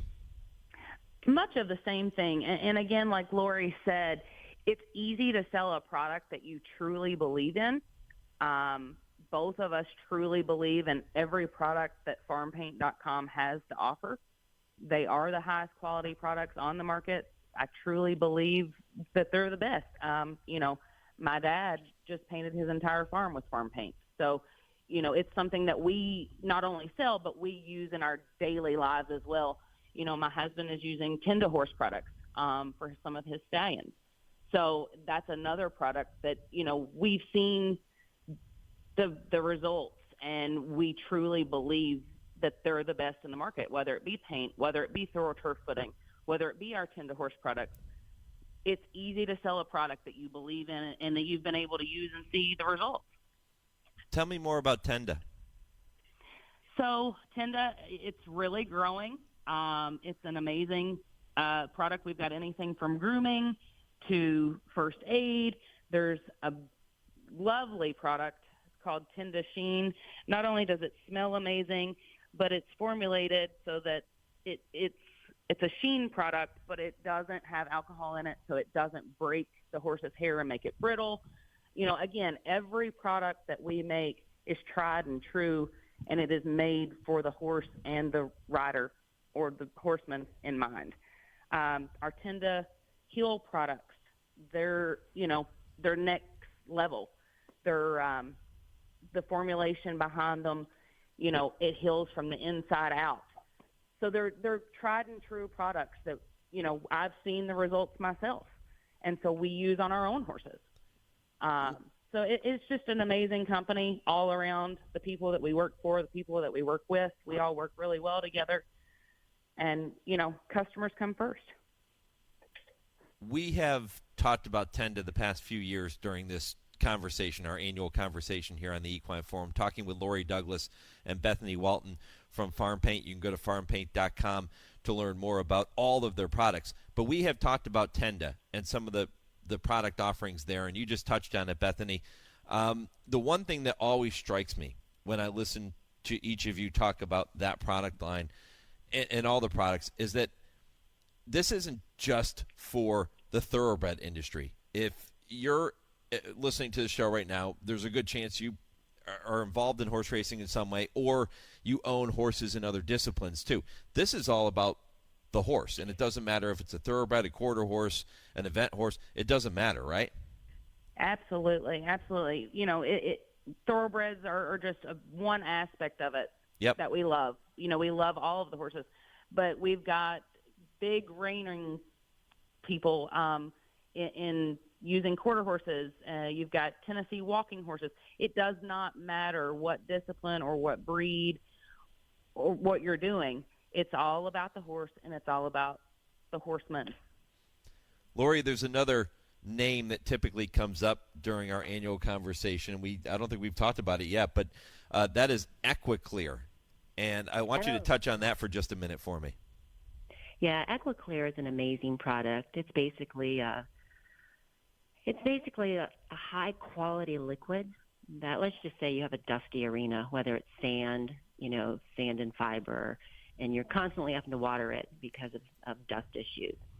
We've developed EquiClear, and it's a beautiful product. You basically, mix it into your arena. You apply half of the amount that we tell you that you need, and then you run a drag over your arena. You apply the other half of the amount that we've told you that you need, and you will not have dust issues in your arena for at least a year, possibly longer. You'll know when you are ready for a touch-up. So every other year you'll have a touch-up, but the touch-up is only a third of the amount that you actually started with. It really works amazingly well. So so I guess you could say we really have something for everyone. Yeah, I would say so. FarmPaint.com, ThorTurf.com are the two websites that you can check out to get more information on what we've been talking about, and that's THORTURF.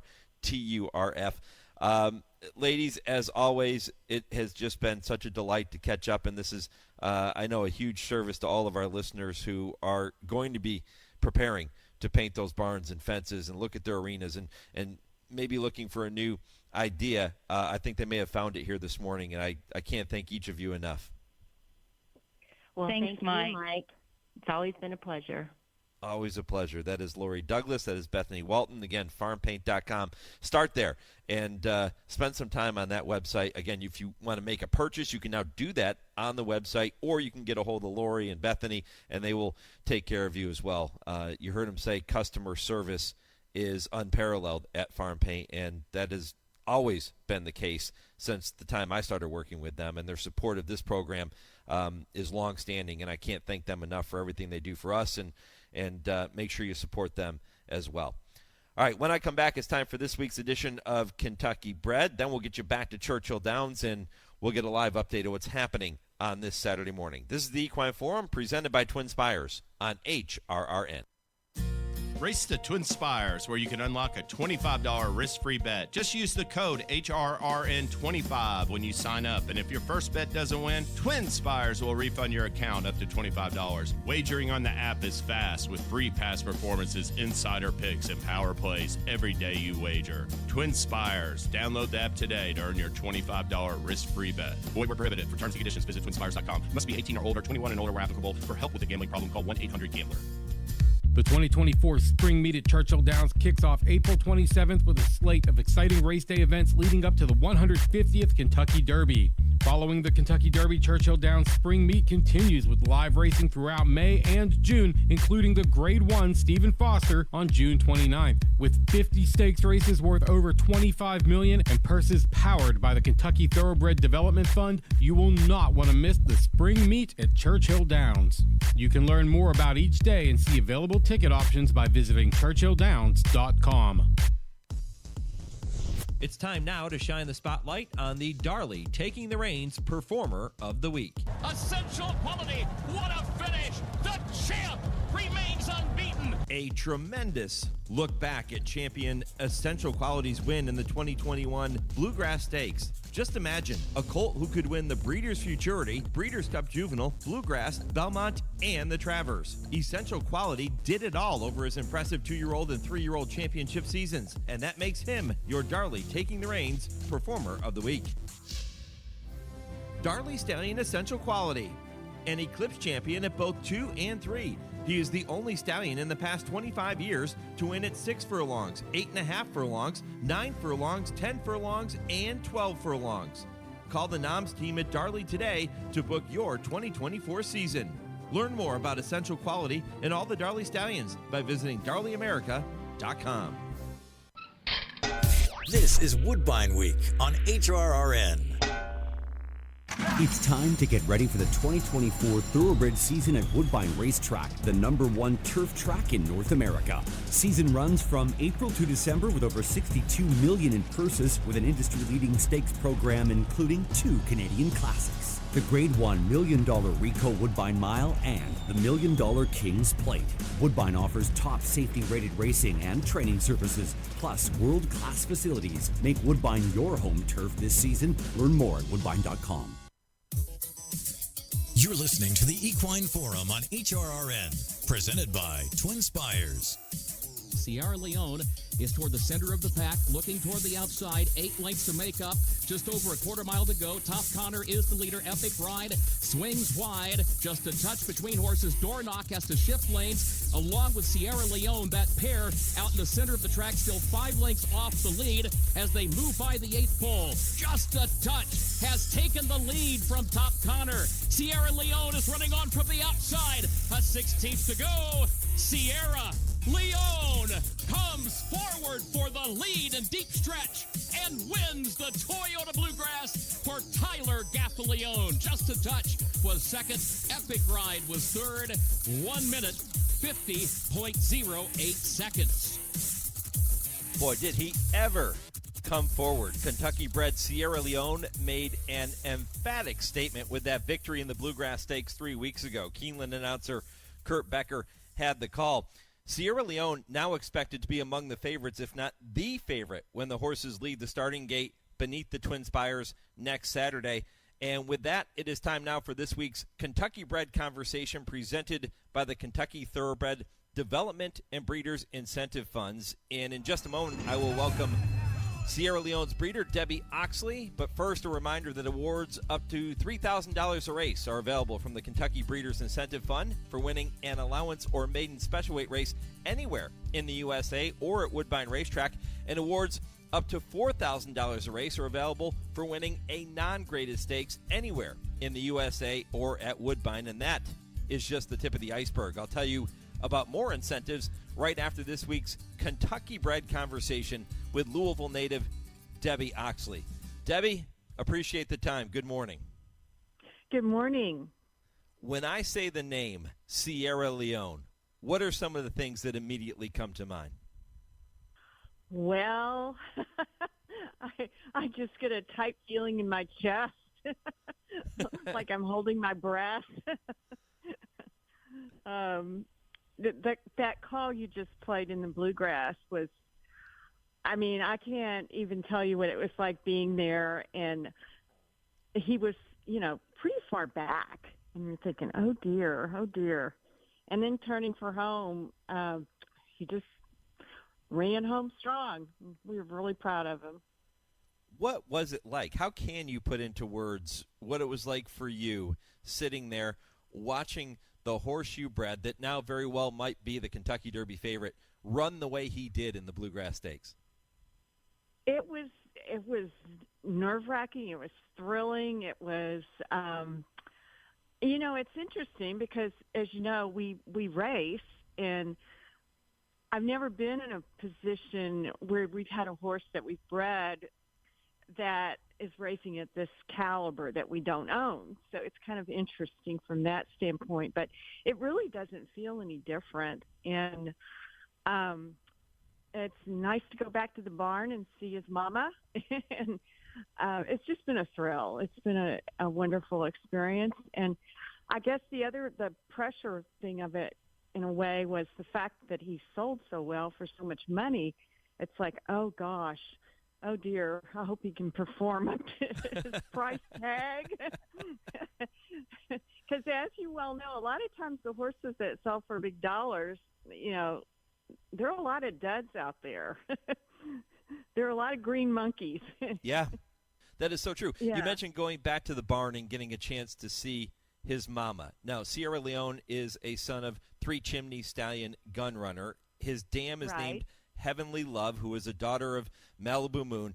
Tell me a little bit more about how all of this came to be. How did Sierra Leone come to be? Well, my husband and I, Jack and I, we sit down and do the matings. We go over, matches and information. And the matchup with Malibu Moon looked really good on paper, and I said, let's go with this. And that's how we got Heavenly Love. And with the Gunrunner, we really liked Gunrunner, and Jack bought some seasons early on. And once again, this looked like a really nice fit on paper, and we went with it. And that's how we got him. Wow. And he was a phenomenal looking yearling. He was at the Saratoga Summer Select Sale, summer before last, and he, he's just really a lovely individual, well balanced, great shoulder, great rear end. So we were, it's been an interesting ride. And after the sale, you go through this period where you really don't hear much about him, and we're wondering, well, we kind of knew through the grapevine that Chad had him, and we were kind of getting little feedback from here and there, but it's just been exciting. What do you remember about Sierra Leone as a youngster before he went to the sales? Well, he was just from the very beginning. He was a very nice foal, and he just, as time went on, he just continued to improve. He was, didn't have a lot of issues. It just continued to grow, and when we got to the point in the spring, getting ready, thinking about selling the yearlings and where they would go, he was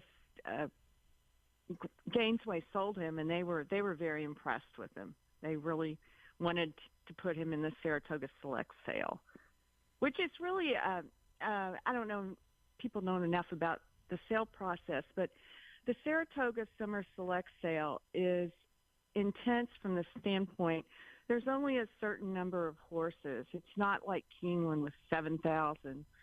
And so everybody is there with their vets. The horse has to be perfect to sell well there. It's very intense for a breeder, because if you don't bring the right product there, you're in the wrong sale. And right. So it's just kind of nerve-wracking from that standpoint. And the night that he sold, my husband and I were sitting there, and we just had to sit there for a few minutes to collect ourselves before we left the pavilion. It was like, oh my gosh. Yeah, the gavel came down at $2.3 million. So you know that Sierra Leone, as they like to say, checked all the boxes. And obviously his new connections think the world of him. And now he'll get his chance to run for glory, if you will, in the Kentucky Derby next Saturday. Debbie, you go back a long ways with horse racing, and I mean that with the utmost respect. You grew up in Louisville. You were around the game for a very long time. And then, if I'm not mistaken, you told me that you even experienced some fun in the infield at a certain point in your life, and now you've gotten to experience the game from a lot of different perspectives. Yes. Well, growing up in Louisville, the Derby, it's just, even though my parents had nothing to do with horses or anything like that, I'm from a family of educators and ministers. But, the Derby was always something we'd sit down and watch as a family, and it was just, Derby's something special for Louisville. I think any native Louisvillian will tell you that. And when I was in high school, they came to our high school to interview people when I was a junior to be usherettes in the Derby. So in 1968, I was an usherette, and my area was the third floor clubhouse, which is right where I have a box now. Wow. Which is really funny. And then in the ensuing years in college, I went to the infield a couple of times. And, well, you don't really see a horse, but it was a lot of fun for young people. I think it's changed a lot now, but back then it was just a nice party. And through the years, being at the Derby, and of course, seeing Monarchos win the Derby was pretty exciting in 2001. I would say so. That was definitely a thrill. And he had an incredible trip. And I hope Sierra Leone gets a great trip, because that means everything in the Derby. Yeah, that is the whole key to winning the Kentucky Derby, is getting a clean trip. Monarchos, owned by your husband, John, and yourself, bred by J.D. Squires. Yeah, he even wrote a book about it, which was kind of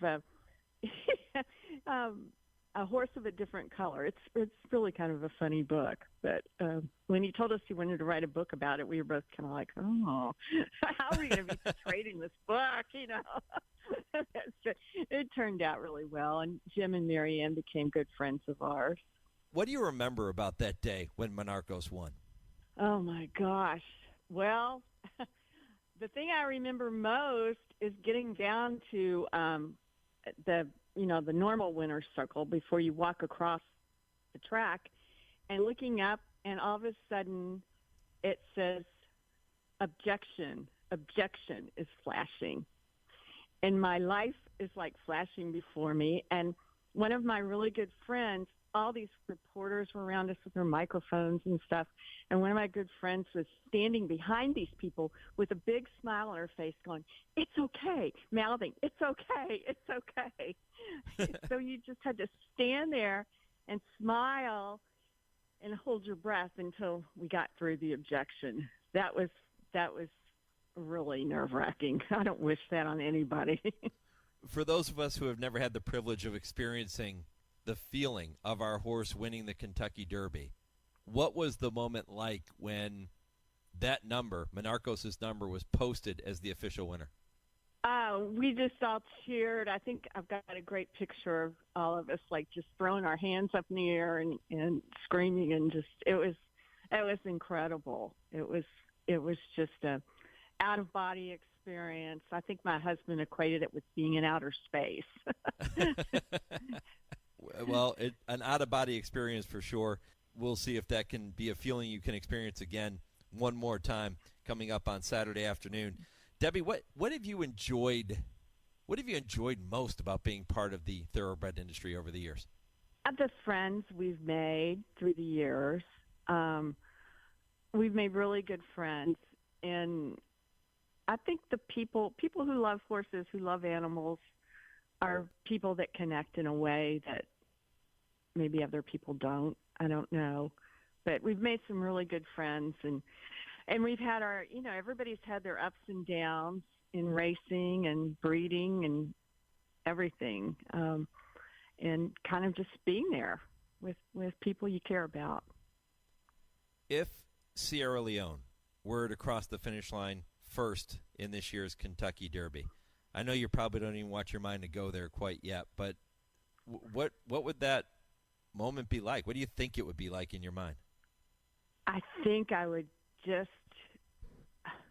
I'm not sure. I hope I don't pass out. In fact, I think I probably just have to sit down in the chair for a minute and catch my breath and maybe try not to cry.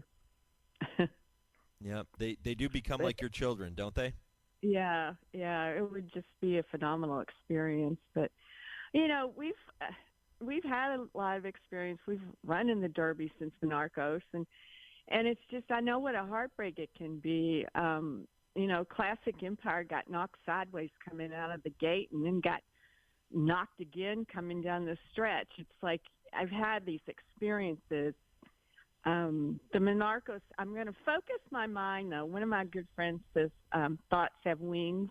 I'm going to focus on Monarchos' run, not any of the other disastrous experiences. But focus on the positive. Yes, focus on, I'll never forget the announcer. I think it was still Dave Johnson doing it. Here comes Monarchos. It was so exciting. So I'm hoping it'll be, and here comes Sierra Leone in the stretch. Debbie, I hope that is exactly what happens for you next Saturday. I really appreciate the visit here. Thank you for taking some time to tell your story and to tell the story of Sierra Leone. All the best. Good luck in Louisville. Thank you. Thank you. Join me next Saturday here on the Equine Forum for another edition of Kentucky Bred, presented by the Kentucky Thoroughbred Development and Breeders Incentive Funds, providing awards up to $5,000 and $7,500 for winning a Grade 1, Grade 2, or Grade 3 race anywhere in the USA and in multiple countries, and awards of $200,000 allocated to the top 20 claiming horses in Kentucky with the most claiming wins in the Bluegrass State. Breed them, raise them, race them. We all win with Kentucky Breds. A wonderful visit with Debby Oxley, and really, Sierra Leone looks like he's going to be a handful. I told you before, I'll tell you again, the question with Sierra Leone, he doesn't have a lot of early speed. Is he going to be able to get that clean trip that Debby hopes he has? That's the whole key for him. We know he can finish. We know the 1.25 miles should not be any problem for him. Will he be able to navigate his way through 19 other horses and find a clean trip to get to the winner's circle? All those questions and more will be answered next Saturday in Louisville, Kentucky, beneath the TwinSpires. When I come back, it is time to turn our attention back to Churchill Downs. We'll get you an update on everything that's happened throughout the morning. This is the Equine Forum, presented by TwinSpires on HRRN, horse racing's voice. Race the TwinSpires, where you can unlock a $25 risk-free bet. Just use the code HRRN25 when you sign up. And if your first bet doesn't win, TwinSpires will refund your account up to $25. Wagering on the app is fast with free past performances, insider picks, and power plays every day you wager. TwinSpires. Download the app today to earn your $25 risk-free bet. Void where prohibited. For terms and conditions, visit TwinSpires.com. Must be 18 or older, 21 and older where applicable. For help with a gambling problem, call 1-800-GAMBLER. Fans, we have a fantastic day of racing lined up today as we present two $100,000 races, the Grade 3 Royal Heroine and the Kona Gold Stakes, featuring superstar millionaire The Chosen Vron, who is looking for his 4th straight win and his 17th lifetime win. The racing is surrounded by one of the biggest event days of the year.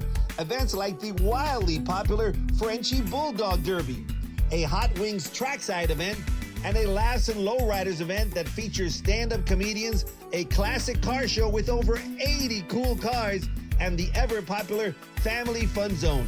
Admission to the infield is only $5. You can get all the details at santanita.com/events.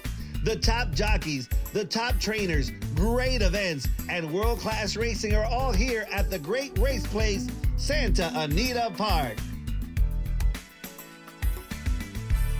In 1993, Dr. John West showed that EIPH occurs during exercise when the blood vessels in the lung rupture. This is due to stress caused by high blood pressures on the inside of the vessel and strong suction forces on the outside. Only flare strips and Lasix, used together or alone, have ever been clinically proven to reduce EIPH. Lasix works by reducing the high internal vessel pressure, and flare strips work by reducing the suction forces on the outside of the vessel. See the science at flarestrips.com. There are thrills around every turn at Gulfstream Park during the Royal Palm Meet with live horse racing action Thursday through Sunday and simulcast opportunities 7 days a week. Come out and enjoy weekend stakes races, including the Royal Palm Juvenile on the road to Royal Ascot. Take in the action from the Carousel Club or feast in Ten Palms Restaurant with an elevated view of the track. For stake schedules, tickets, and more, head to GulfstreamPark.com. You're listening to the Equine Forum on HRRN, presented by TwinSpires. And they're coming to the top of the stretch, and California Chrome makes his move for the lead. It is California Chrome on the outside. Samrat runs at him at the gate pole. California Chrome is pulling away. California Chrome into the final furlong. He's got a 5-length lead on his competition. It is California Chrome in front, and from the back of the pack on the outside, Commanding Curve is taken second, but California Chrome shines bright in the Kentucky Derby. Commanding Curve was second, and then came Danza in third. The final time, 2 minutes 3.66 seconds. Welcome back to the Equine Forum, presented by TwinSpires. Larry Colmus with the call of the 2014 running of the Kentucky Derby. It was 10 years ago that California Chrome shined bright in the Kentucky Derby for trainer Art Sherman, his son Alan, and Steve by his side. What an incredible run that was. What awaits us this year? We're going to find out next Saturday, but we're going to find out right now what's been happening throughout the morning at Churchill Downs as I welcome Kevin Kerstein to the program. Kevin, good morning, my friend. Good morning, Mike. What hasn't been happening this morning at Churchill Downs? It has been very active. We have actually been retweeting many of your posts that you've been putting out there with horses that have been training this morning, all of the workout times. There have been some decisions made on Derby starters. So take me through it, Kevin. What's been going on? Man, there's been a lot shaken this morning. It's been a fun morning here at Churchill Downs. we saw the last Derby works for Sierra Leone. We saw Catching Freedom and Encino work early this morning, Just a Touch, Mystic Dan. Lots of action was on the track this morning. It started early at 5:15 when Catching Freedom and Encino worked together. They went 59-1, out 112, 126 and 2. Florent Giroux was on Encino, who will ride Just a Touch in the Kentucky Derby, and he was very happy with them, and they were sort of watching the way that he trained leading up to the first Saturday in May to decide whether he was going to go in the Kentucky Derby. Godolphin and Brad Cox, not Florent Giroux, speaking of that, but just seeing how he trained, and everything pointed said he worked great this morning. So I think he worked himself right into the Kentucky Derby. Catching Freedom was good too. He's a lazy workhorse, and Brad Cox paired them up together, and Catching Freedom was on the inside of Encino, and I thought that he had just a fine move for his final work going into the Kentucky Derby. He's not a good workhorse. And then the real, eyes were on Sierra Leone after the 7:30 renovation break when he and his stablemate Domestic Product worked 5 furlongs in a minute and change. And it's going to be a really fun Derby, Mike. And we saw several contenders today. We saw Fierceness yesterday working, and Sierra Leone did a just fabulous final work for his final Derby breeze, and it's going to be shaping up to have lots of drama over the next 7 days until next Saturday's 150th running of the Kentucky Derby. We also had a chance to see Dornoch and Society Man, the Danny Gargan trainees, on the racetrack together. What did you make of those breezes with those two? Danny sort of said, hey, I worked these two together last week, and I'm going to flip-flop them this week, meaning that he's going to work Dornoch to the inside of Society Man. I don't think it was probably as slow as Danny Gargan wanted it to be. It was 46 and change, and they had they were pretty solid, well within themselves. Society Man, it sort of seems like one of those big bombers that the way that he's been training all week, he's one of those that I can't not use in the 4th or the 5th spot if I'm playing a super high 5. He's been training great, I thought, in my eyes. Dornoch is always one of the horses that I didn't think is the best workhorse in the world, and he looked fine this morning working, but he just sort of looked normal to me, which is good because that's how he's always looked in the videos that I've seen of Dornoch work. So nothing abnormal there, but they worked fast. They went 46 and change, out 59. Every year at this time we hear of horses that get to Churchill Downs and they blossom into that top contender for the Kentucky Derby. They often become a buzz horse if they weren't already before they arrived in Louisville. Have you seen any of those types of workouts over the past couple of weeks that have really stood out to you and you said, my goodness, this horse might be a serious player? On the Derby side, not really. I guess, you could say Fierceness's work was just really good and caught so much attention yesterday, just how strongly he galloped out. And that was by design by Todd Pletcher, sort of, was working in even fractions early and then had a really extended gallop out around the far turn. So he really caught a lot of people's eyes, but that's the obvious choice. Anna Marie, I thought, had a fabulous work a couple days ago on Thursday. And sort of people have been eyeing him up, and I think he's going to be shorter than what he was, say, about 3 weeks ago before we sort of had this full Derby picture in mind. He breezed 5/8 and 59 and 1 under Ben Curtis, drew away from his workmate. Whit Beckman said it was looking the exact same way as he worked right before he won the Kentucky Jockey Club here at Churchill Downs. He didn't work at Churchill Downs. He worked over at Trackside, which is about 3 miles away from Churchill, but he said it was every bit as similar as that. Went 5/8 in a minute that day and galloped out way in front of his stablemate Agu.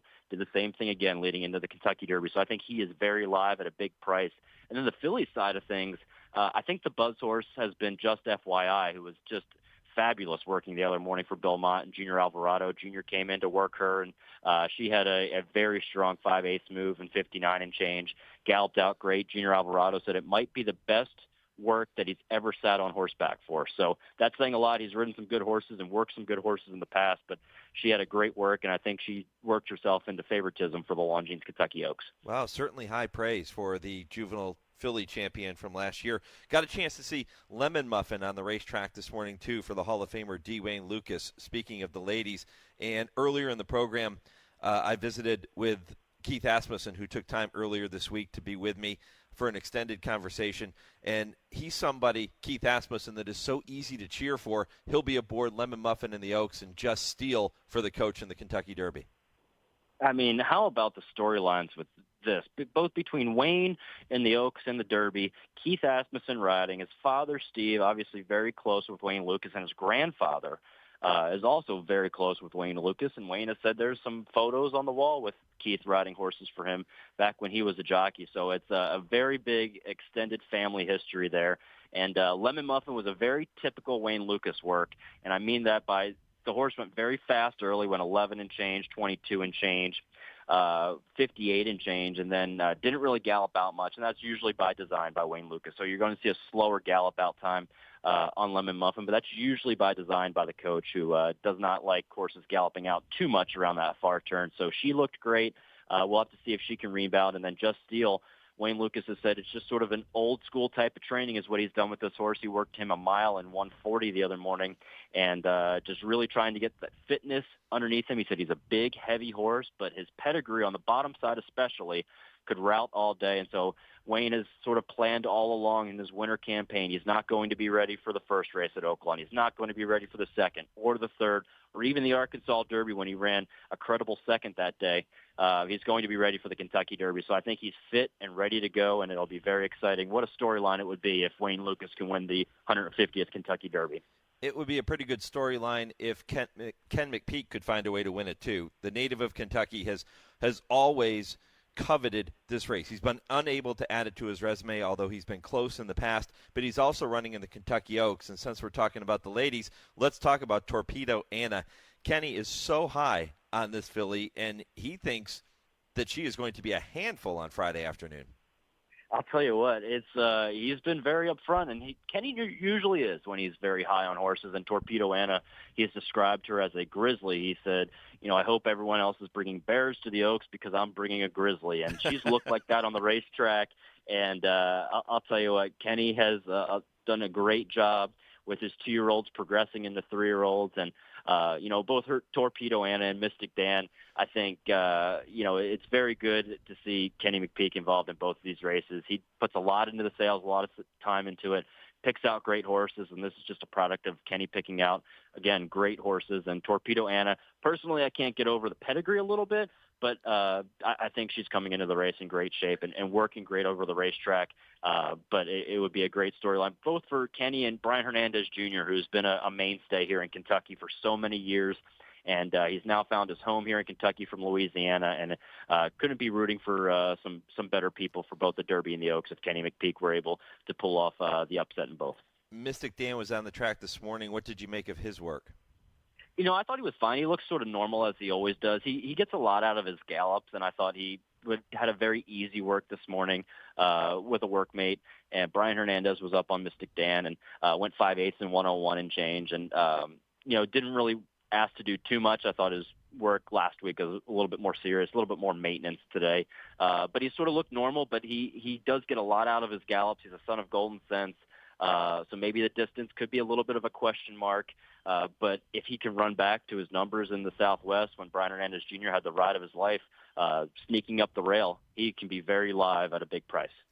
Visiting with Kevin Kerstein live from Churchill Downs this morning here on the Equine Forum presented by TwinSpires. You can follow Kevin on social media. His Twitter page, Horse Racing KK. That is at Horse Racing KK. Very easy to remember.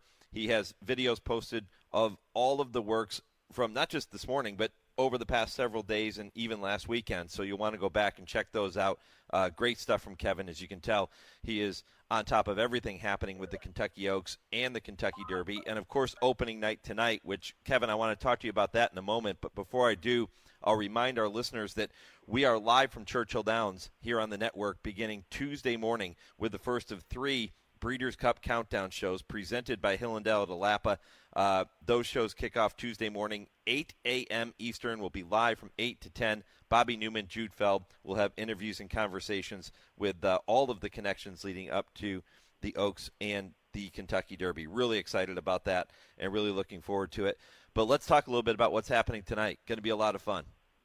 Yeah, I'll tell you what, it's always a special night to kick off opening night of Kentucky Derby Week. And by the way, Mike, I just stopped and visited your tent. It's all ready to go. We can't wait to have you here next week. But tonight is really the kickoff of Kentucky Derby Week. 10 races on tap tonight at Churchill Downs. First post is at 6 o'clock. And new this year, obviously we have the $200 million paddock, which we talked a lot about.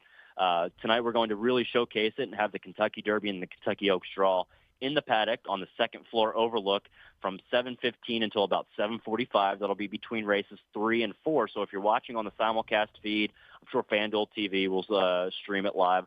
A bunch of other local news outlets are going to stream it live too. But if you're watching on the Churchill Downs simulcast feed, you'll be able to see the Derby and the Oaks Draw live in the paddock between races 3 and 4. So we'll have a little bit of an extended break there in the race car, but it'll be a great night here. Travis Stone will host the Kentucky Derby Draw, and there's a lot of tension in the room already of figuring out, fierceness is, I think, the key horse with the draw in the Kentucky Derby.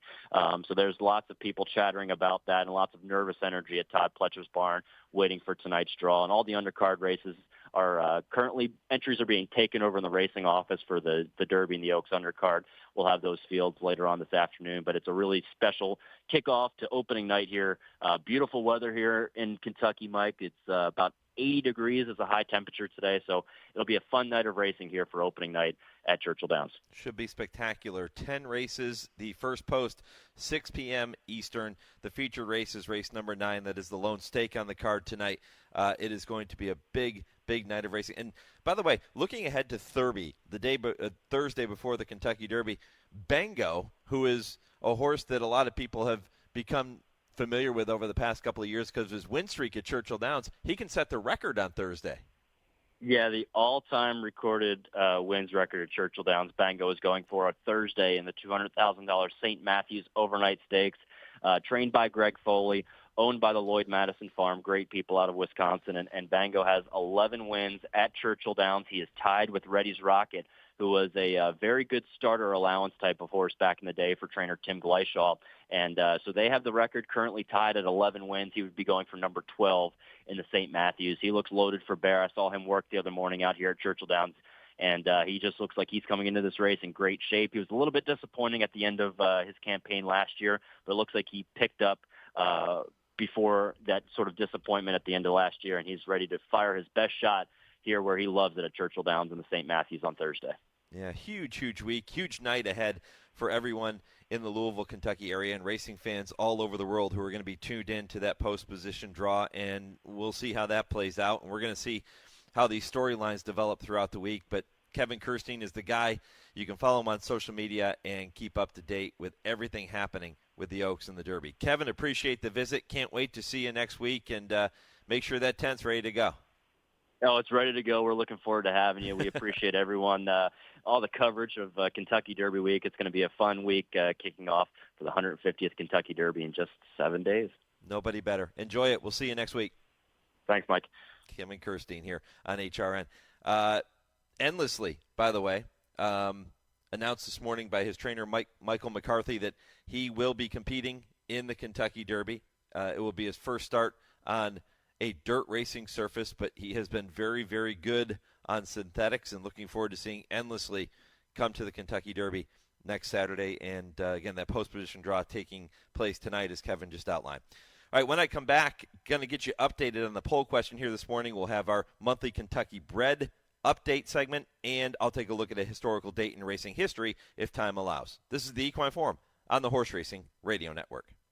Retirement can be scary, but only if you're not prepared.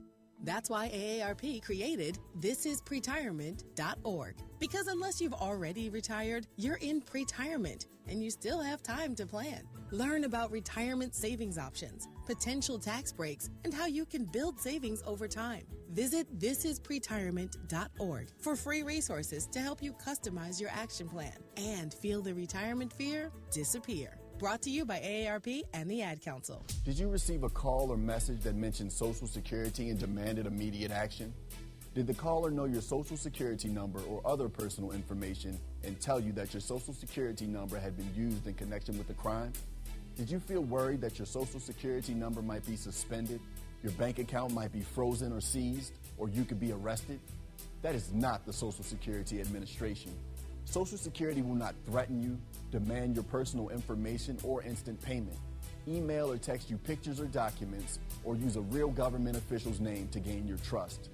Social Security does not accept payments by gift card, prepaid debit card, internet currency, or by mailing cash. Criminals use these forms of payment because they are hard to trace. Do not be fooled. Hang up.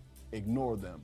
Report this criminal activity to the Social Security Administration Office of the Inspector General at oig.ssa.gov. Produced at U.S. taxpayer expense. James Brown and Bill Cowher welcoming you back to Dennis Melvin's house. It's time for the Midnight Snack Run. This is one tricky obstacle course. Sticking to healthy habits in this kitchen is going to take focus and determination, but it can be done, JB. He's already entered the snack part of the course, and he's eyeballing a jar of chocolatey candy. That is tempting right off the start. Uh-oh, he's reaching, Bill, but he pushes it away. Great stiff arm. He's approaching a plate of delicious-looking iced cookies. Oh, Dennis, you only want one of those. He blows right by him for the apple. Oh, the fridge. It's make or break time, JB. He stares down some rich-looking treats. Uh-oh, looks like he's headed for the soda. Wait, he jukes left, grabs the water bottle, and shuts the door with his elbow in record time. Unbelievable move. I gotta see that again. And he's out. He even turned off the light. That's the way you execute a midnight snack run. Stand Up to Cancer and Rally want you to reduce your risk for cancer. Go to takeahealthystand.org. Want to get the latest HRRN content directly on your computer or mobile device? Then subscribe to our podcast using the Podbean app or Apple Podcasts. Just go to hrrn.podbean.com on your computer and click follow, or download the Podbean app and search HRRN. You can also find us on Apple Podcasts and listen to our latest episodes anytime. Don't miss a thing. Subscribe to our podcasts today. You're listening to the Equine Forum on HRRN, presented by TwinSpires.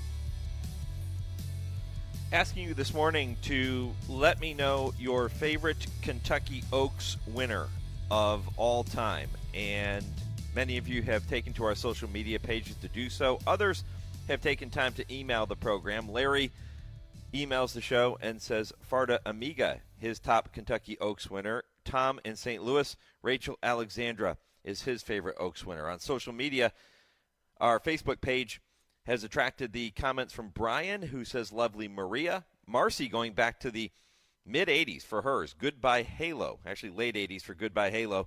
Great selection there. And Steve going with Rags to Riches as his favorite Kentucky Oaks winner. On Twitter, Rachel Alexandra getting a vote from Kelly. Steve says Rags to Riches. And a Shadow getting another one from Moho Racing Stables. So appreciate the comments. Keep them coming. I'll try to update them coming up in hour number 3. But before we get to that point, it is time for this week's Kentucky Bred Spotlight segment. And you should be seeing green in the bluegrass because combined purse money paid out in 2023 hit another all-time high of more than $196 million, following $165 million plus in 2022. Kentucky's average purse per race of $108,409 outpaces all other leading racing jurisdictions, including New York, Arkansas, Florida, and California. And of the 14 tracks that averaged more than $500,000 in daily purses in 2023, 4 of them, Kentucky Downs, Churchill, Keeneland, and Ellis Park, are in Kentucky. And with the historic 150th running of the Grade 1 Kentucky Derby upon us, Kentucky Breds are poised to make their presence felt on the first Saturday in May. 18 of the top 20 Derby contenders are Kentucky Bred. Think about that.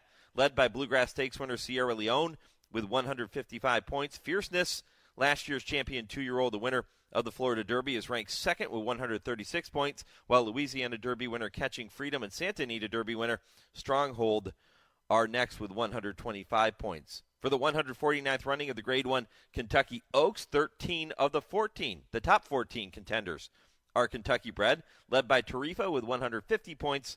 Where's My Ring ranks second with 125 points, and Power Squeeze is third with 120 points. Invest in success. Race and breed in Kentucky. Breed them. Raise them. Race them. We all win with Kentucky Breds. For more information, visit KentuckyBreds.com. 2 hours in the books, 1 to go. I'll tell you more about the third hour of the program coming up here momentarily. We do have just a moment left to give you a historical date in racing history, or two, as they apply to this particular day in racing history. It was April 27th, 1973 at Churchill Downs that Secretariat worked 6 furlongs in 1:12 3/5 in preparation for the May 5th Kentucky Derby that year. And April 27th, 1999, this is the day that trainer D. Wayne Lucas was elected to the National Thoroughbred Racing Hall of Fame. Congrats to the coach. He's looking to add to that legacy. Friday and Saturday at Churchill Downs. Would you bet against him? Nobody pulls a rabbit out of a hat like D. Wayne Lucas. I say it all the time. Hard to count out the coach whenever he shows up. We'll see. My thanks to all of our guests for making this show possible here this morning, including Keith Asmussen, who is going to be riding for the coach Friday and Saturday in the Oaks and in the Kentucky Derby. Jess Sikura for taking a look at the Hillendale Stallion roster. Lori Douglas and Bethany Walton from Farm Paint. It was great to catch up with them. Kevin Kerstein as well. If you missed any portion of the first 2 hours of the show, head back to the podcast, horseracingradio.net. You can listen at your leisure. And, by the way, stay tuned, because Hour 3 is coming up right after I pause 10 seconds for station identification. This is the Horse Racing Radio Network.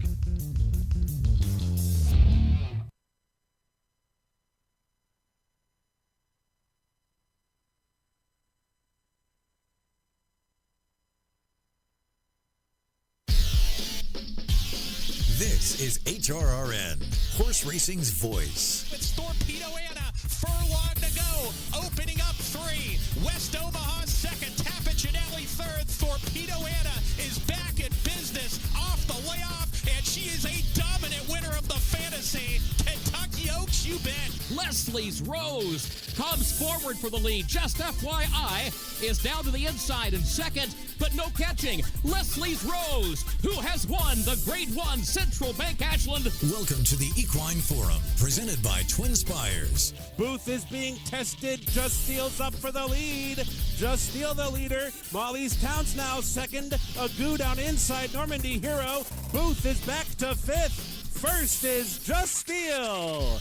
Just Steel under the wire to win it by 2.5. Resilience, who's opening up, is up by 2.5, 3 lengths. Society Man down towards the inside. Protective.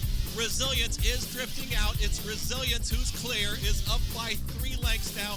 Resilience will win the wood. Now here's Mike Penna. 2 hours down, 1 to go here on the Equine Forum, presented by TwinSpires. Mike Penna, Baron of the Backstretch, happy to have you back along for the ride as we barrel toward the finish line with plenty of outstanding content still to come, including this week's TwinSpires Triple Play with Vance Hanson. I will welcome Vance momentarily. Kurt Becker, Stroll Through Racing History, coming up at 10:20, and at 10:30, Dale Romans and Tim Wilkin, both going to be with me to share their thoughts on a couple of questions submitted by you. As you know, every week we ask listeners to submit questions for Dale and Tim for I Ask, They Answer, and you have done that again this week, and we thank you. They're also going to talk about some of the things pertaining to this year's Kentucky Derby field. We'll get into that coming up at the end of the show. Don't forget, if you missed any of the first 2 hours of the program, including my conversations with Debby Oxley, the breeder of Sierra Leone, or Jockey Keith Asmussen, or Jess Sikura from Hillendale, all you have to do is head back to our website, horseracingradio.net. You can listen to the podcast whenever you get some time, and you can do that, too, on every podcast platform. Not just the Equine Forum, but all the shows we produce for you, available via podcast after the live airing. So check it all out, Horse Racing Radio Network on your favorite podcast platform. Hour 3 kicks off, as we do every week, with the TwinSpires Triple Play. And as I mentioned, Vance Hanson is joining me here this morning. He has 3 races you can keep an eye on and wager later today, and you want to make sure you're doing that at TwinSpires. Vance, good morning. Good morning, Mike. Glad to be with you again. This is going to be a very busy week for you, so I'm glad that we get a chance to catch up for a few minutes here. Maybe pad the bankroll for some of our listeners this morning. Absolutely. Picked out 3 competitive races, and we'll see how we do. I know we have the post position draw for the Derby coming up at Churchill later tonight, opening night of the spring meet.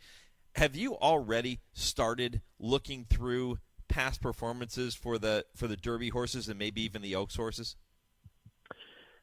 Oh yeah, I've been kind of forming opinions on horses throughout the prep campaign this winter and into the spring, and I've pretty much narrowed my focus down to probably 2 or 3 horses in each race. So yeah, it's a months-long process that I do, and I don't let the post position draw affect my final decision all that much, because I don't know, unless you draw like the one hole in the Derby, the post position probably isn't going to play too much of a role, but I've basically got my horses ready to choose. Yeah, I was talking about this earlier in the show, that post position number 1, although it hasn't been the best historically, it hasn't been the worst either. I mean, the top post is post 5 with 10 winners. Post 1 has produced 8 winners over the years. So that's not far off the pace, but it's been a long time since we've had a horse come from the rail post and win the Kentucky Derby, 38 years to be exact, going back to Ferdinand in 1986. That's right, and as you mentioned, Post 1 was very productive in the race's early years, but since the fields have gotten a lot larger and the track hasn't necessarily gotten a whole lot wider, the number 1 post has been really tough on a lot of horses. And one example of that was looking at Lucky in 2010, who turned out to be the best 3-year-old of the year, but he just got absolutely smashed passing the stance for the first time, trying to squeeze through on the inside, and he just simply couldn't recover. Yeah, the horse that wins the Kentucky Derby oftentimes is the horse with the cleanest trip, and that ain't easy to do with 20 horses breaking in the starting gate beneath the TwinSpires. A lot of questions. Well, all the questions will be answered next weekend. But Vance, you're going to answer 3 questions for us this morning on the triple play here. The race 9 at Oaklawn is where we will begin your TwinSpires triple play, and then you'll go to race 5 at Churchill, race 7 at Churchill. So let's kick it off with that 9th race in Hot Springs, Arkansas. It's a maiden special weight event, 6 furlongs. Who do you like? I'm taking a bit of a flyer here with number 6, Queen's Legacy. Now, she's listed at 30-1 on the morning line, and this filly has really gotten a bad shaft in her first couple of races. First race at Turfway in December, she got off to a poor start, was pinched back, and then raced extremely wide, had nothing left for the stretch run. But then she was brought back earlier this month at Oaklawn by trainer Tom Van Berg. And again, she had a really bad start, bumped heads with a rival to her outside. But she made a nice recovery and was within 3 lengths of the lead, saving ground on the inside when her rein broke. And that kind of forced jockey Rafael Bejarano to steer her way to the outside of the course, and he eventually lost his balance on the filly. So this filly has never really had an opportunity to show what she has. And this race it's got a very strong-looking favorite from the Norm Cassie barn named She Called. Steve Asmussen has a gun-runner, well-bred gun-runner filly making her debut in here. So this isn't probably still going to be a pretty competitive spot, but Queen's Legacy, I think, is a filly that probably deserves more than a decent look if the 30-1 price holds. I'd also mention that she's a half-sister to a pair of stakes winners, Divine Queen and Queen's Award. This is a homebred co-owned by Buff Bradley. So Queen's Legacy, I think, is a filly to possibly watch at a big price. Wow, huge price, too. 30-1 on the morning line. Vance Hanson not messing around with this week's TwinSpires triple play. And Vance, I would imagine that 30-1 is going to hold. I mean, heck, you look at what happened in that last race with the rain breaking and then losing the jockey. There is no running line for that race. So people will see that, and they are just going to draw a line through Queen's Legacy, and that could even bolster the price a bit more. Yeah, and you mentioned the running line. I mean, the only running line she has shows her in 5th place, 9 lengths behind the leader. But as I said earlier, when the incident occurred that her rein broke, she was probably only 3 lengths behind the leader at that point, and the call that the chart maker made was after that incident. So this filly was running competitively until that happened last time. Bombs away for Vance Hanson in the first leg of this week's TwinSpires triple play. Queen's Legacy in race 9 at Oaklawn, 30-1 on the morning line for trainer Tom Van Berg and jockey Rafael Bejarano. Vance, the second leg you have selected comes from Churchill Downs. I mentioned this is opening night of the spring meet, so racing under the lights. 8:32 Eastern is post time for race number 5. It's a $40,000 claiming race, purse of $68,000, 6.5 furlongs on the main track. How'd you see this one? I think this is a pretty good spot for number 1 Spanish Wells from the Wesley Ward barn. This gelding, well-bred gelding actually from the Lael stables, he was wintering at Turfway Park all season, but it was interesting that Ward sent him to Mahoning Valley for his debut. I assume he wanted to keep him on dirt and also, even though he was running for a lower purse at Mahoning Valley than he could have found at Turfway Park, he may have been just handling dirt better early in his development, and he turned in a very nice effort to win pretty easily against a suspect competition. But I think this placement here for a $40,000 tag is pretty spot on for a maiden special weight winner coming out of Mahoning Valley, and he's got some speed. He's relatively unexposed compared to some of the other horses that are dropping in class here. So Spanish Wells, I don't think we've probably seen the best of them here, and he looks fairly competitive at 92 morning line.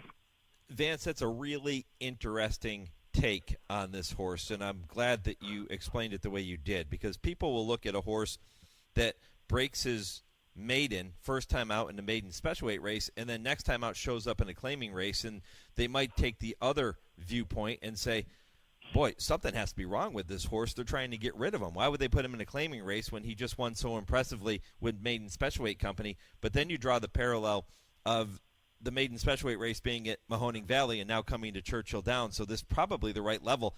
That was really interesting, my friend. Yeah, and in contrast, you can look at some of the other horses in here. Bledsoe broke his maiden at Keeneland in one of those 4.5 furlong baby races, and after trying 2 stakes and losing handsomely for a $100,000 tag, now he's down to $40,000. That's another Wesley Ward horse. And then the Steve Assman trainee in here, Crafted, he broke his maiden at Fairgrounds last December pretty nicely. Tried a stakes at Sunland Park, or was way up the track there, and then he also ran for a $100,000 tag at Oakland last time and just got, he got blitzed by nearly 15 lengths, and now he reappears for $40,000. So I think as far as the class moves are concerned, I like Spanish Wells moving the way he's moving rather than those two by comparison.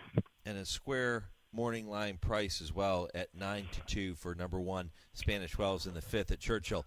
Vance, let's move on to the final leg of the triple play. You have gone with race 7 at Churchill. This is an allowance race, non-winners of 1 other than, and it comes on the grass, 1 1/16 on the turf. How'd you see this one? Well, if you'll allow me, I'm going to mention 2 horses here because my top selection here is on the also eligible list, so she might not get in, but Spartan Queen, who's 2 deep on the AE list, she's run 2 very solid races over this turf course last fall, including a maiden score over, of course, that was probably a lot softer than the official designation of firm. Didn't have the best of luck at Fairgrounds over the winter, and perhaps, She jumped straight from Maiden Company to the Pale Hop Stakes and was up the track there, obviously outclassed, caught a sloppy track on and off the turf race in her next start, but then she ran pretty well last 2 starts back at this level, and then again didn't show up in her most recent start. So I think the switch back to Churchill Downs is going to agree more with this Michelle Lavelle trainee, and Colby Hernandez also gets back on her, and he's had some success with her last year. Now, if Spartan Queen doesn't get in, I'd probably lean towards the 2 Tituba for trainer Mike Maker. This filly is probably going to be relatively close to the pace here, and she ran a pretty good second at Keeneland earlier this month and is in pretty good form. She's not a need the lead type. Looking at her recent running line, she has been running a lot on the lead, but if you look back to her race at Kentucky Downs last fall, she made a nice rally from off the pace at big odds. So I think Luis Saez is going to be on a versatile filly here, and like I said, if my top pick doesn't scratch into the race, Tituba number 2 is the one I'd be looking at. post time for that 7th race at Churchill tonight, 9:40 Eastern. Vance, let's recap the top 3. You're going to go with the 9th race at Oaklawn to kick off this week's triple play. Number 6, Queen's Legacy at odds of 30-1 on the morning line, looking to pull off an upset in there. Race number 5 at Churchill, number 1, Spanish Wells is the top pick at 9-2. And race number 7 at Churchill, we'll take number 12, Spartan Queen, assuming she gets in off the also eligible list at odds of 12-1. And if not, we'll go with number 2, Taituba at 7-2. You know, if Spartan Queen gets in, maybe we hook both of those horses up in an exacta. What do you think? That sounds wonderful, and that would be a great way to start Derby week. Boy, would it ever. Vance, what's happening with Briss and with TwinSpires this week at Churchill? I'm sure it's jam-packed with special content. Awesome stuff top to bottom at both sites, especially at TwinSpires Edge. And I'd also mention that we do have our $10 money back bet offer throughout Derby week at Churchill Downs starting tonight and running through Derby Day. Races with 8 horses or more, place your $10 win bet, and then if they run second or third, you get your $10 back. It's a great promotion, and I hope everyone partakes in it. Great stuff. Vance, appreciate the visit. Enjoy Kentucky Derby week. I know you'll be busy. Folks can follow along on all the Briss websites and TwinSpires websites, and really looking forward to catching up with you again here in a few weeks.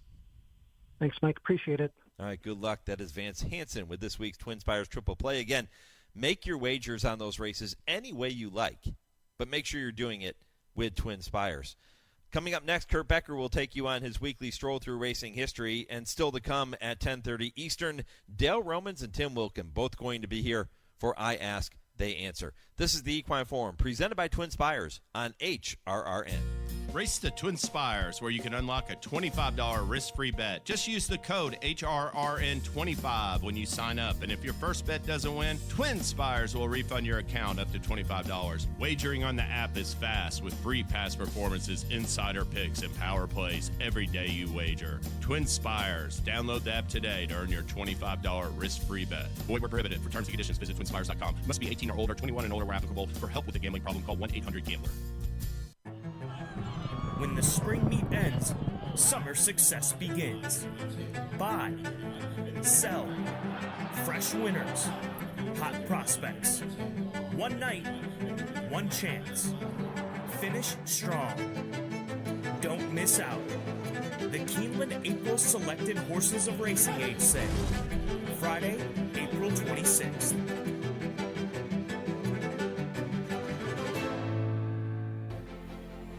There are thrills around every turn at Gulfstream Park during the Royal Palm Meet with live horse racing action Thursday through Sunday and simulcast opportunities 7 days a week.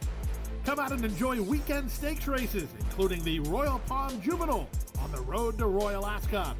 Take in the action from the Carousel Club or feast in Ten Palms Restaurant with an elevated view of the track. For stake schedules, tickets, and more, head to GulfstreamPark.com.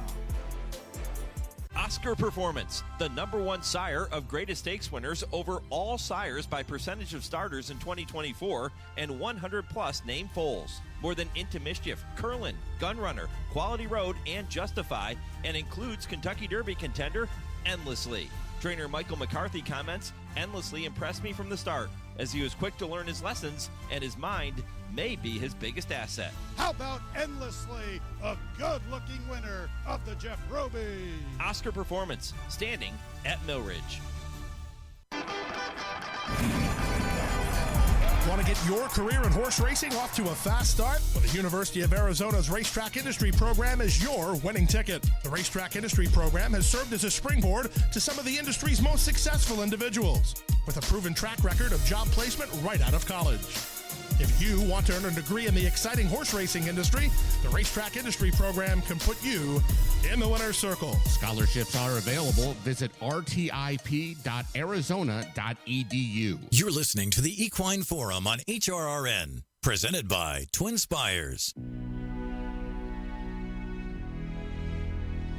Hello, I'm Kurt Becker. Thanks for joining me as I take another stroll through racing history presented by Keeneland. We are now just 1 week away from the 150th running of the Kentucky Derby, and so we continue our look at past milestone editions of the event. Today we look back at the 100th running of the race, held on May 4th, 1974. The winner was Cannonade.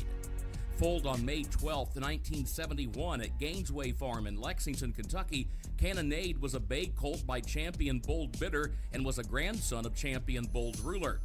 Bred and owned by John Olin, owner of the Winchester Repeating Arms Company, Cannonade was sent to Woody Stevens for training. Stevens, in fact, had trained the colt's sire and dam.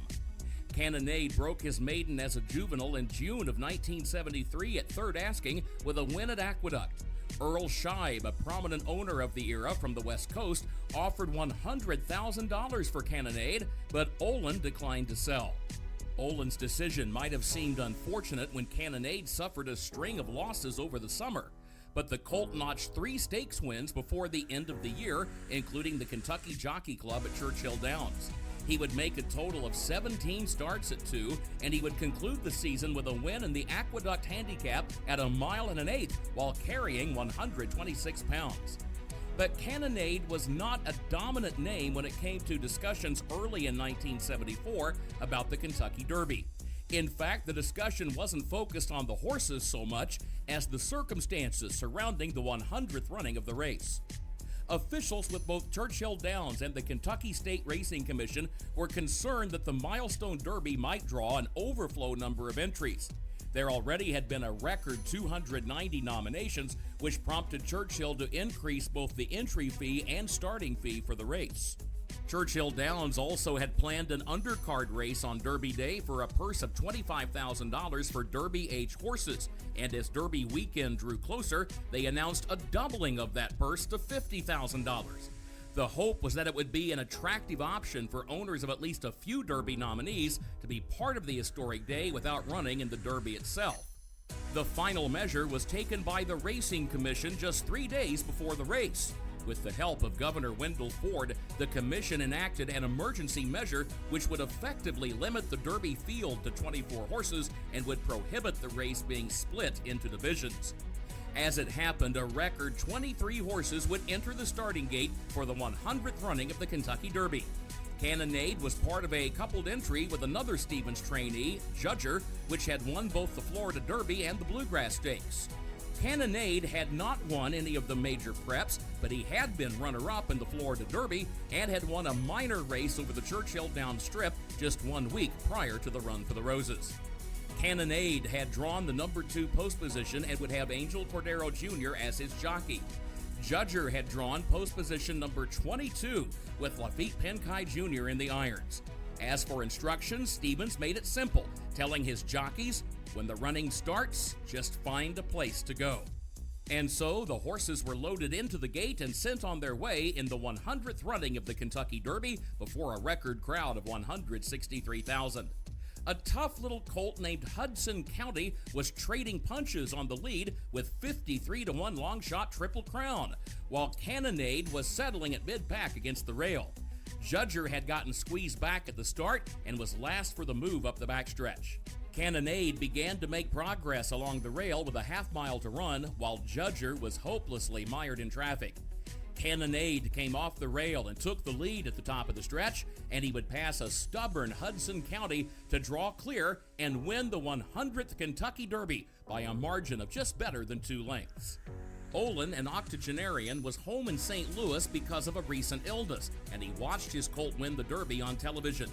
He would later say that it was a thrill to win the Derby, especially having done so with a colt which he had bred. Cannonade would finish third in the remaining 2 legs of the Triple Crown and would be retired later that fall. He went to stud at Gainesway, where he stood for his entire career, with his sire credits including 1983 Belmont Stakes winner Caveat, also trained by Stevens. Cannonade died in August of 1993 at the age of 22. Cannonade is an honest horse, said Stevens shortly after winning the Centennial Derby. He's about 16 hands, he girths big, and he has nice quarters. He's big enough, at least he was this afternoon. Please join me again next week when I take another stroll through racing history presented by Keeneland. For HRRN, I'm Kurt Becker.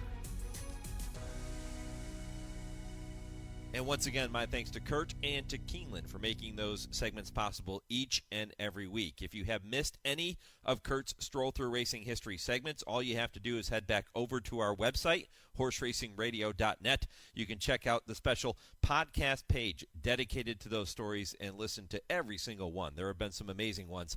Go back and listen at horseracingradio.net. When I come back, Dale Romans, Tim Wilkin, they will be here. It is this week's edition of I Ask, They Answer. This is the Equine Forum, presented by TwinSpires on HRRN. This is HRRN, horse racing's voice. Race to TwinSpires, where you can unlock a $25 risk-free bet. Just use the code HRRN25 when you sign up. And if your first bet doesn't win, TwinSpires will refund your account up to $25. Wagering on the app is fast with free past performances, insider picks, and power plays every day you wager. TwinSpires. Download the app today to earn your $25 risk-free bet. Void where prohibited. For terms and conditions, visit TwinSpires.com. Must be 18 or older, 21 and older where applicable. For help with a gambling problem, call 1-800-GAMBLER. In 1993, Dr. John West showed that EIPH occurs during exercise when blood vessels in the lungs rupture. This is due to stress caused by high blood pressure on the inside of the vessels and strong suction forces on the outside. Only flare strips and Lasix, used together or alone, have been clinically proven to reduce EIPH. Lasix works by reducing the high internal pressures, and flare strips work by reducing the suction forces on the outside. See the science at flarestrips.com. Fans, we have a fantastic day of racing lined up today as we present two $100,000 races, the Grade 3 Royal Heroine and the Kona Gold Stakes, featuring superstar millionaire The Chosen Vron, who is looking for his 4th straight win and his 17th lifetime win. The racing is surrounded by one of the biggest event days of the year. Events like the wildly popular Frenchie Bulldog Derby, a Hot Wings trackside event, and a Laughs and Lowriders event that features stand-up comedians, a classic car show with over 80 cool cars, and the ever-popular Family Fun Zone. Admission to the infield is only $5. You can get all the details at santanita.com/events. The top jockeys, the top trainers, great events, and world-class racing are all here at the great race place, Santa Anita Park. The 2024 Spring Meet at Churchill Downs kicks off April 27th with a slate of exciting race day events leading up to the 150th Kentucky Derby. Following the Kentucky Derby, Churchill Downs Spring Meet continues with live racing throughout May and June, including the Grade 1 Stephen Foster on June 29th. With 50 stakes races worth over $25 million and purses powered by the Kentucky Thoroughbred Development Fund, you will not want to miss the Spring Meet at Churchill Downs. You can learn more about each day and see available ticket options by visiting churchilldowns.com. This is I Ask, They Answer on the Equine Forum on HRRN. Arrowgate's going to take the far outside route. He's coming up on the outside of Gunnevera, but he's a long way behind Gunrunner and Collected as they make their way to the top of the stretch in the Breeders' Cup Classic. They're into the stretch, and it's Collected and Gunrunner. They've been battling since the gates opened.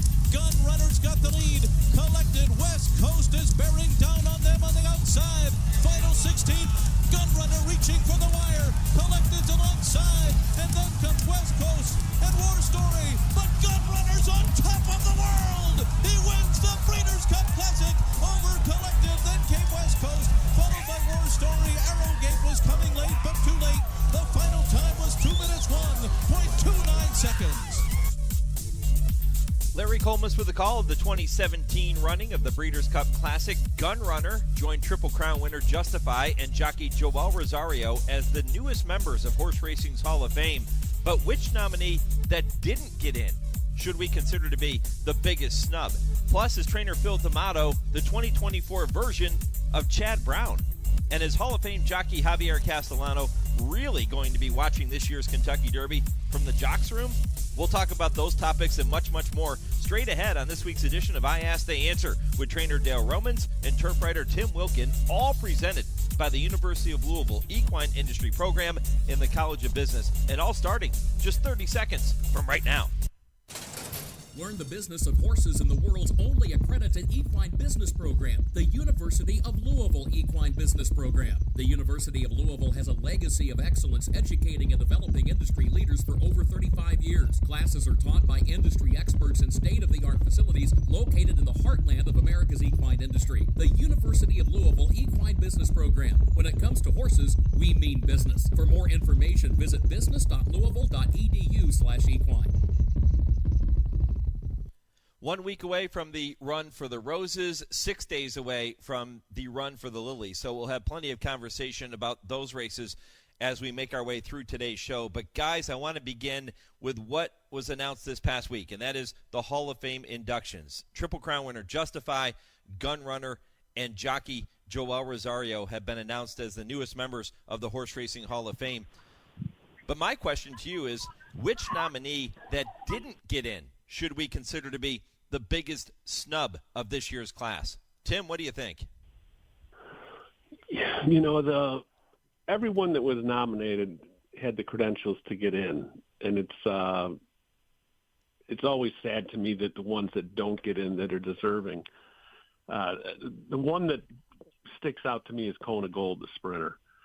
For some reason, a lot of the voters just have it in against sprinters. They don't want to put a sprinter in the Hall of Fame. I mean, Kona Gold brought it just about every time he hit the racetrack during his career. 30 starts, 14 wins, and 7 seconds. 26 times he ran triple-digit speed figures, and 17 times he was 110 or more. I think it's just a crime that he's not in. And I think, and I'm surprised that the trainer didn't get in too. There were some good guys that were nominated there too. I believe another year goes by and no trainer gets in, and my snub is going to Graham Motion. I think Graham is well deserving of the Hall of Fame, as most of them are. You all know my theory, put them all in. But Graham's had such a great career. Kentucky Derby, DuPont World Cup. I mean, Breeders' Cups. What do you have to do? He's had a great career. I mean, if you want to compare him or any of the trainers to Todd Pletcher or what Chad Brown's done in the last 15 years, then nobody else will get in except for Chad when he's eligible. It's my snub is going to go to my good friend Graham Motion. I voted for Graham. I think Graham should be in the Hall of Fame. I agree. And, you look back to horses that he had years and years ago. You have to go back a little further in history, right, if you're really going to analyze a trainer's career. Going back to, Better Talk Now, right? Remember Better Talk Now? Graham has been doing this at a high level for a long time. Yeah, I'll never forget Better Talk Now because he beat me in the Breeders' Cup turf in Dallas, and there was a 10-minute inquiry, and I still think he should have come down, but yeah, he was a great horse. Look at all the money he earned. And Graham's just had a great career, and he deserves to be in there. How about Doug O'Neill? Yeah. What does that guy have to do to get in? Yeah, what do you got to do? You win 2 derbies. What do you got to do? I mean, there's no way he shouldn't be in. And Christophe Clement has got 270-something graded stakes wins. I mean, he's 12th all-time in earnings. I mean, all these guys are right around the same number of on the list of earnings, and just about all of the ones that are ahead of them are in the Hall of Fame. The only ones that aren't are Chad and Brad Cox, and they're not eligible. So yeah, what do these guys have to do to get in? Come on, the voters, you got to wake up a little bit here. Well, I think you have to be a little more liberal when you're making your selections, right? You have to not be afraid to vote for 6 or 7 of the finalists. And that's how these guys will eventually get in. I thought Kieran was deserving. Who else, Timmy? John Sheriffs, right? John Sheriffs was on the list. John Sadler, Kieran McLaughlin. Right. I mean, I get this, the Hall of Fame. You can't – Dale says put them all in. It has to be elite and it has to be select. But these guys have some serious credentials. How about the horses? I voted for Game On Dude. I voted for Gio Ponte. I think they should both be in. And I voted for Rags to Riches. I'll always vote for Rags to Riches because – of that Belmont Stakes. I know she had a short career, but she was dominant when she ran. It's not her fault that she got hurt. I would put that one in too. Maybe the ballot should be. They shouldn't put as many on the ballot. Maybe they shouldn't do that. Yeah. I think that's the problem. I think having all those trainers and all those, it gets the voters confused or something. They don't vote for enough of them. I agree with you. I think, and there's probably some of the voters don't realize how many they can vote for. Well, they should. If they're voting, they should realize that. They should, but I'm not sure they're educated voters. Maybe they should limit it, say, okay, you only vote for one trainer. You have to vote for one trainer. You have to vote for a jockey and vote maybe for 2 horses. Maybe do it that way. Maybe that, I think there's some people that just don't understand how they're voting. Yeah, I think looking at the way it is currently structured would be a good thing to do. I think if the Hall of Fame committee would sit back and say, okay, are we doing this properly? Are we doing this the right way to make sure we're honoring the people that deserve to be honored? And just listen, just because Timmy and I voted for these individuals to get into the Hall of Fame doesn't necessarily mean they're worthy, but we thought enough of them to vote for them. So, Tim, I don't know. I mean, maybe taking a look at the way this process is being handled would be a good thing to do. And, Mike, we're smart voters. Well, I'd like to think so. At least we do some homework, right? Absolutely. Nobody researches like Tim Wilkin, which is why, Timmy, I'm going to come to you first later in the program with another question because I know you've done your homework on it. We'll get to that in a minute. But it is the time of the show where we move on and we say hello to our friend Nick Zito. And Dale and Tim get to tell me if the following statement is right or wrong. Yeah, right or wrong. Am I right? What do you think? Right or wrong?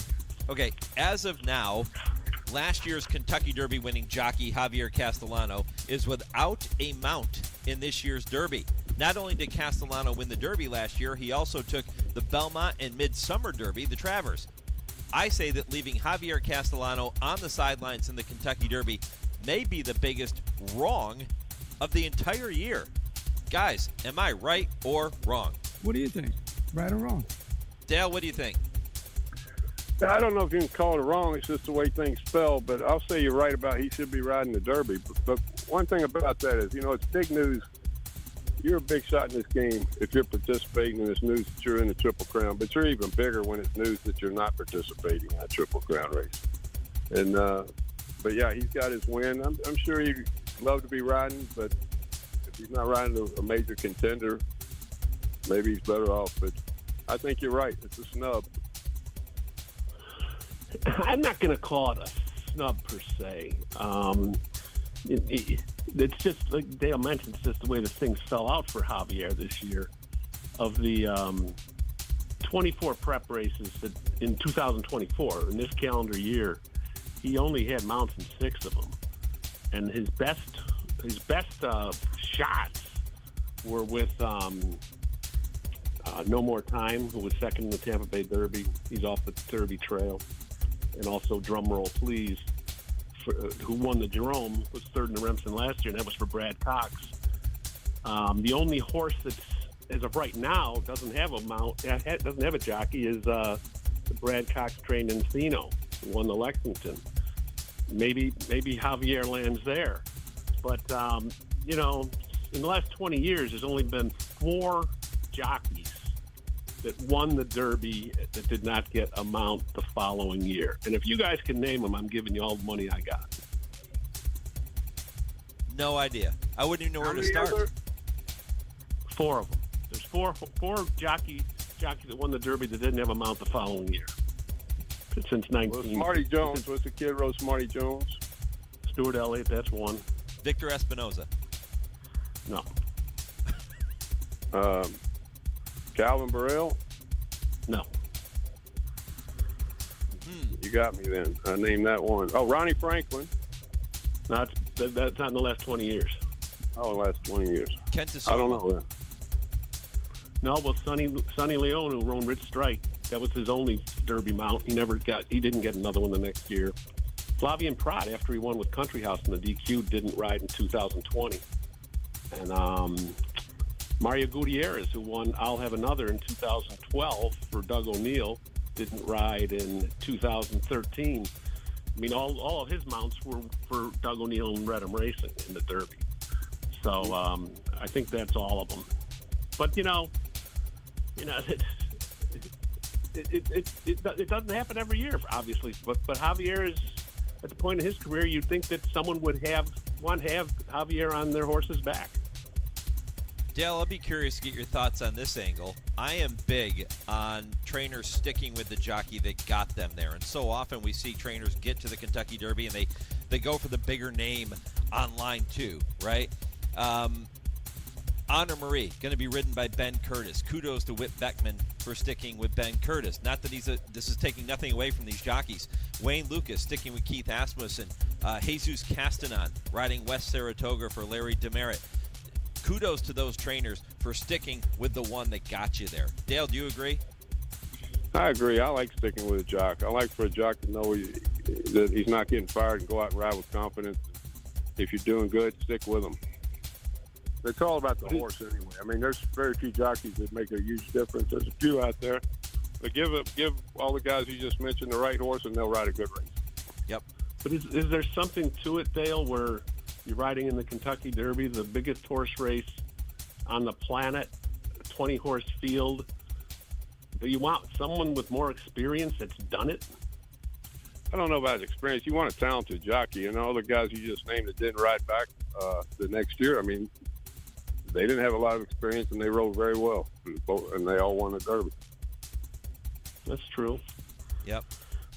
It's all about the horse. We'll see which horse can cross the finish line first next Saturday. We'll also hear from trainer Nick Zito for Right or Wrong on next Saturday's edition of I Ask, They Answer.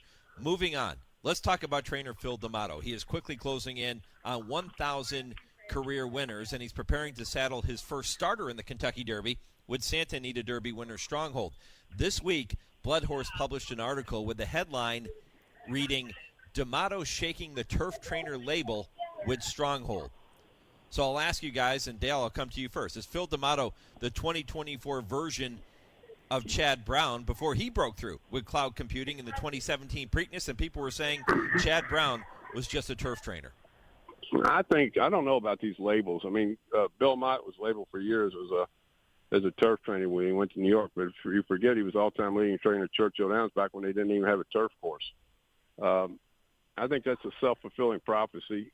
I didn't know Phil D'Amato was labeled a turf trainer, so hopefully he runs good. I think if you can train a horse on the turf, you can train him on the dirt. But if you want a bunch of turf races, people start sending you turf horses. I'm not sure it's fair to compare Phil D'Amato to Chad Brown. Chad is, he's in his 17th year of training, and when he won the Preakness with cloud computing, it was 13-1. Then he won another Preakness in 2022 with early voting. I mean, Stronghold's going to be a price, obviously, on next Saturday. And as far as being labeled as a turf trainer, yeah, Chad has had plenty of success on the turf. Of his 450-odd graded stakes winners, I think 350 of them have been on the grass. Phil has had, I think, 93 graded stakes winners on grass. 93 of his 123 graded stakes winners have been on the grass. But, he doesn't get the same aura of turf trainer doesn't come off the lips when you mention Phil D'Amato and comparing him to Chad Brown. Chad is at his young age, he's turning into one of the all-time greats on the grass, but he's also shown that he can train horses on the dirt too. So I don't know if it's fair to say that, Phil D'Amato is following that same trajectory, if you will, as Chad Brown. But I wish him both luck next week. He won't have to worry about any labels if Stronghold can win the Kentucky Derby on Saturday, and he probably shouldn't worry about it anyways. But Phil D'Amato has had a lot of success with turf runners, but he can train a good dirt horse too, and he's proving that with Stronghold coming into this year's Run for the Roses. Two more topics. These are both submitted by our listeners. Every week we ask listeners if they have a topic they want each of you to weigh in on, or if they want you to debate something, they can email it, mike@horseracing.radio.net, or they can share it on our social media pages. Bill in Toronto, Canada, says he's a long-time listener but a first-time emailer, and he has this question for you guys. He was watching a race at Parks where a horse needed a shoe repair right at post time. He says there was a 10 to 15-minute wait as the rest of the horses had been on the track circling while a 21-1 shot was getting a shoe repair. And he wants to know, what is your take on this situation? Should there be a time restriction or an automatic scratch in these instances? Dale, what do you think? It happens more than you realize it does. And it seems like a horse figures out a way to twist a shoe, either walking over or on the rubber surface inside most of the saddling areas that they have now. No, I think you got to do it. It's a safety issue, and I don't care what the horse's odds are. They have a chance. Somebody owns them. Somebody's worked hard on them to get them to that race. Give them the time, get the shoe fixed as possible. Now, if the horse is refusing to let the blacksmith fix it, then there's at some point you got to scratch them. But I think there's too much work goes into these horses getting them over for something that is out of everyone else's control to get them scratched. Yeah, I mean, I think you're right on that, but it's also, if it's going to be a 10 to 20-minute ordeal, I mean, you got to be – the horses that are already on the track, it's not fair to them that they got to wait. I think that there should be a time limit for something like this. Yeah, I want to see every horse have a chance to run, but if it gets to a point where the delay is really starting to add up, I think you got to scratch them. But that must be – I've never seen one when they're all actually on the racetrack. I've only seen them in the paddock, and that's a very rare event. Most of the time it happens in the paddock and the riders aren't even down yet, and it's fixed, and there's a delay getting the post-parade started. So that's got to be very rare that the horses are on the racetrack when they're fixing the shoe. Yeah, and I did not see this race and this incident. So as Bill describes it, the other horses were on the track circling. I would imagine, Dale, isn't there a rule where every horse has to carry the assigned weight for the same amount of time? So I would imagine that the jockeys were probably off their mounts at that point, but I don't know for sure. That's still a rule, right? Yeah, it is a rule, and I don't know. I mean, people might realize there's a blacksmith that's paid by the racetrack that does nothing but sit in the paddock and check shoes, make sure everybody has legal shoes on when they walk past, and fixes a horse if they twist a shoe. But I'd say that's almost a daily occurrence. Whatever happened at Parks is out of the norm. Bill, we appreciate that question. And if you have a question for Dale and Tim, again, you can email the show, mike@horseracingradio.net, or hit us up on our social media pages, and we'll get that worked into the program going forward. One more, and it comes from Shane in North Carolina, who sends in an email. And this one's kind of cool. He wants to know if you guys collect any special horse racing memorabilia, and if so, what are some of your favorites? Tim, take it first. Memorabilia, my goodness. I mean, from a media standpoint, you're not supposed to even take anything, right? I have programs that I've saved over the years from, Triple Crown races, Breeders' Cup races, Travers, big races at Saratoga. I save all my credentials that I've been to each racetrack. I guess that would be sort of memorabilia. But it's not like I'm going to go up to John Velasquez and ask him for a pair of goggles or, Mike Smith for a whip. I think I've told you guys this story before, that my mom was up in Saratoga for the Hopeful in 1940 when Whirlaway ran, and she got her they gave her the Whirlaway's blanket. What? And, the groom, she was right by the winner's circle, and she was there with some friends, and they threw her the blanket. Back then they didn't have the names on the blanket, but it was Whirlaway's blanket. And my mother brought it home and gave it to her brother-in-law, Uncle Red, who was a big horse player, and he thought it was bad luck to have that, so he burned it. He burned it? He burned it, yep. Oh, my goodness. It's a story in our history books of the Wilkin family. That's horrible.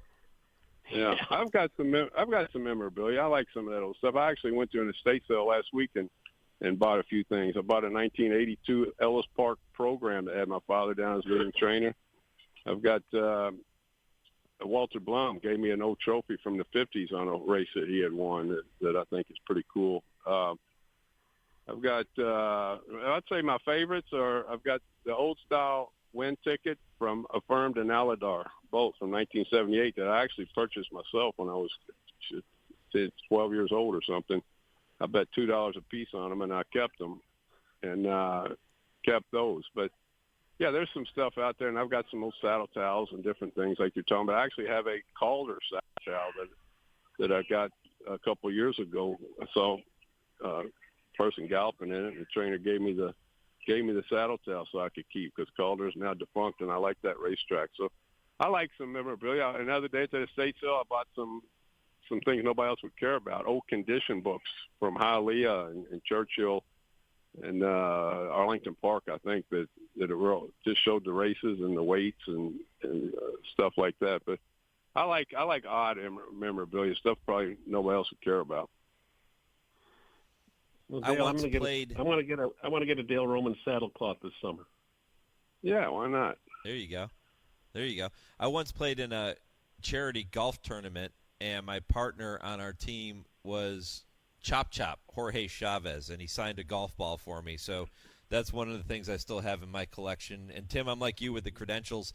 I've saved all of our credentials, all of my credentials, and Michelle's credentials from when we broadcast American Pharoah winning the Triple Crown, our first ever national radio broadcast. I have those credentials, and I'll go back and try to get them signed. For example, American Pharoah with Victor Espinoza and Bob Baffert. I'll go back and try to get those credentials signed as kind of a nice keepsake. Yeah.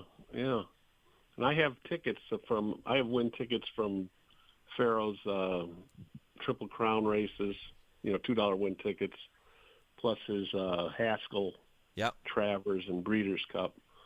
They're still sitting in an envelope. I got to get them framed, but I mean, I'm not going to go ask someone for something. I'm not going to ask someone for a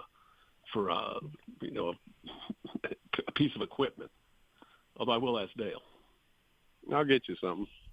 All right.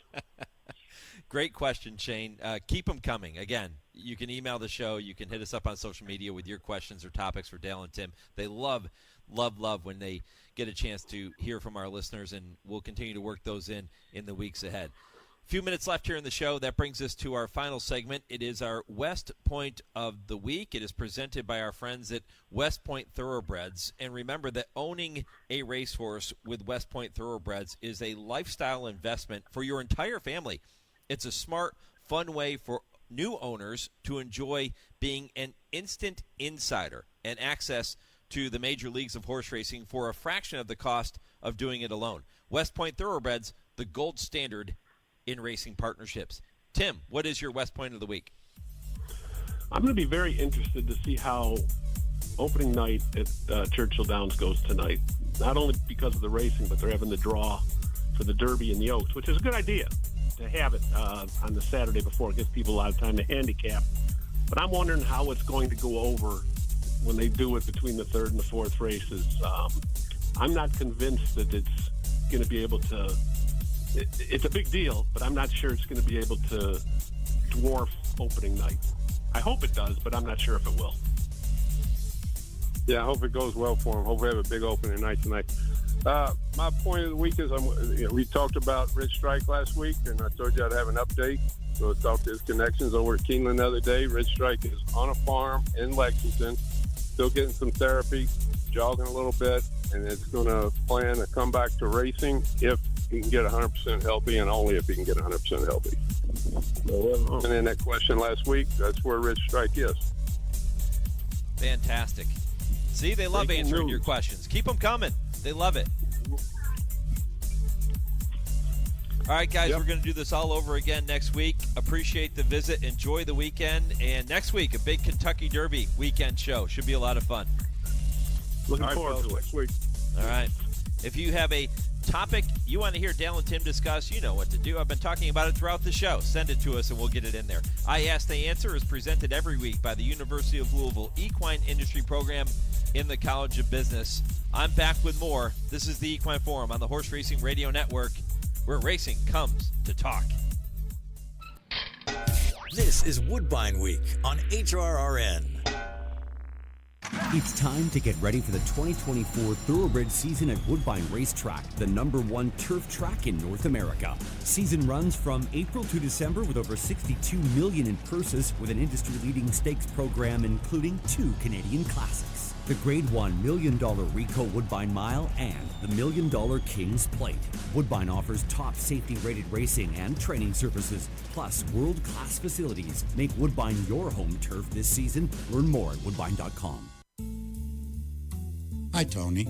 Hey, Matthew. There's a reason why Tony Steaks and Seafood is my favorite restaurant. It's because I want to feel part of the family. Isn't that right, Tony? That's right. There's a saying on the wall that I truly believe in. There's always room for one more at our table. We just want you to be part of our family. And believe me, you will be. It's Tony Steaks and Seafood right across from Triangle Park. Visit them at TonySteaksandSeafood.com. Hi there, it's Scott from Pentatonics. So from the beginning of our journey in music, the foundation has been music education. It's so incredibly important that we continue to show kids the importance of music in our schools, in our homes, and even in the car.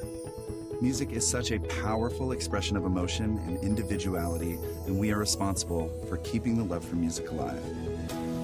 This message is courtesy of the United States Air Force. Hi, this is Kelsey Grammer. When military service members head into battle, none are expected to face the enemy alone, but many return home and become isolated as they struggle with the visible and invisible wounds of war. It can be difficult knowing how to overcome that challenge and rekindle bonds similar to those formed in the military.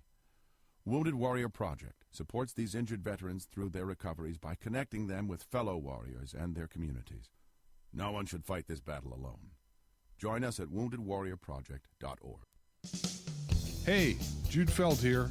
I'm back to get you ready for the 150th Kentucky Derby with HRRN's Derby Countdown, presented by Hillendale at Lapa. I'll join Bobby Newman live at Churchill Downs Tuesday through Thursday mornings of Derby Week as we bring you interviews from trackside with jockeys, trainers, owners, and other racing insiders, plus workout reports, breaking news, handicapping advice, and more. It's the Derby Countdown presented by Hillendale at Lapa, Tuesday through Thursday of Derby Week, 8 to 10 a.m. Eastern. Listen on Sirius 161, XM 206, or streaming live at horseracingradio.net. You're listening to the Equine Forum on HRRN, presented by TwinSpires. The May issue of Blood Horse Magazine and Tablet is out, and it features 150 pages, including several special features. You can download a copy of the May issue now from the Blood Horse Magazine Tablet app via the App Store or Google Play, and order a copy at shop.bloodhorse.com or subscribe today by going to subscribe.bloodhorse.com. Blood Horse. So how about this? So, as you know, many of you are submitting your questions for Dale and Tim, but Tom in St. Louis sent one in a couple of weeks ago, and I was waiting to find the answer, and I did a little homework here, thanks to my good friend Kurt Becker, who was, of course, the announcer at Keeneland. And Tom said on most racetracks, the poles for the quarter, the half, and the 3/4 are marked as red, and then the 8, 3/8, 5/8, 7/8 are green, and the 16th poles are black. Well, at Keeneland, when he was watching the races, he noticed that there was a 7-furlong race and noticed the 7-furlong pole in the chute was also red. And he was wondering why that is. Well, I didn't know the answer. I went to Kurt Becker. Kurt wasn't exactly sure. He did a little bit of homework on this, and the pole that Tom is referring to is the red and white pole that is in the chute, and it's actually the one which marks the starting spot for the beard course races. And those races are sometimes listed in the program at Keeneland as about 7 furlongs,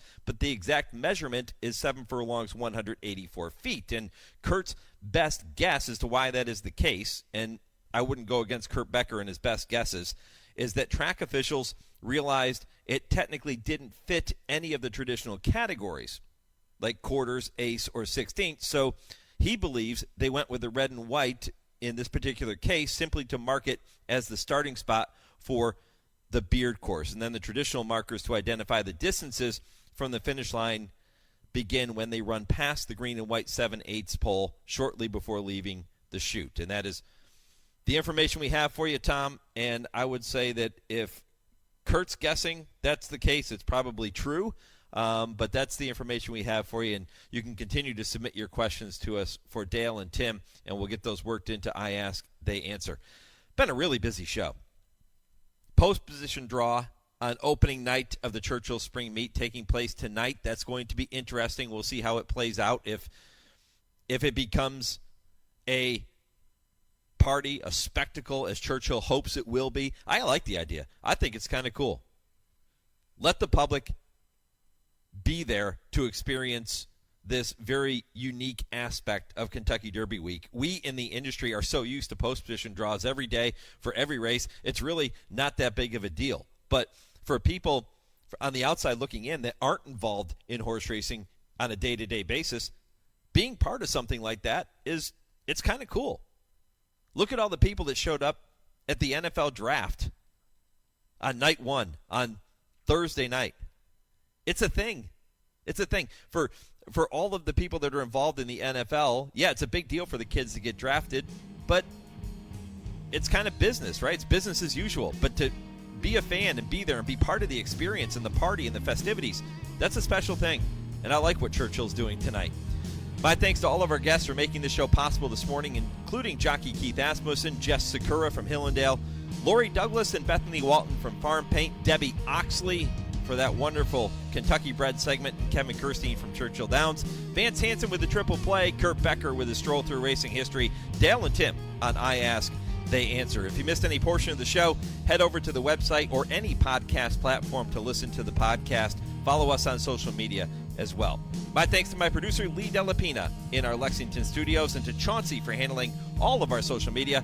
I'm Mike Penna. Thanks for listening. Welcome to Pittsburgh, Troy Fontenot. Go Steelers.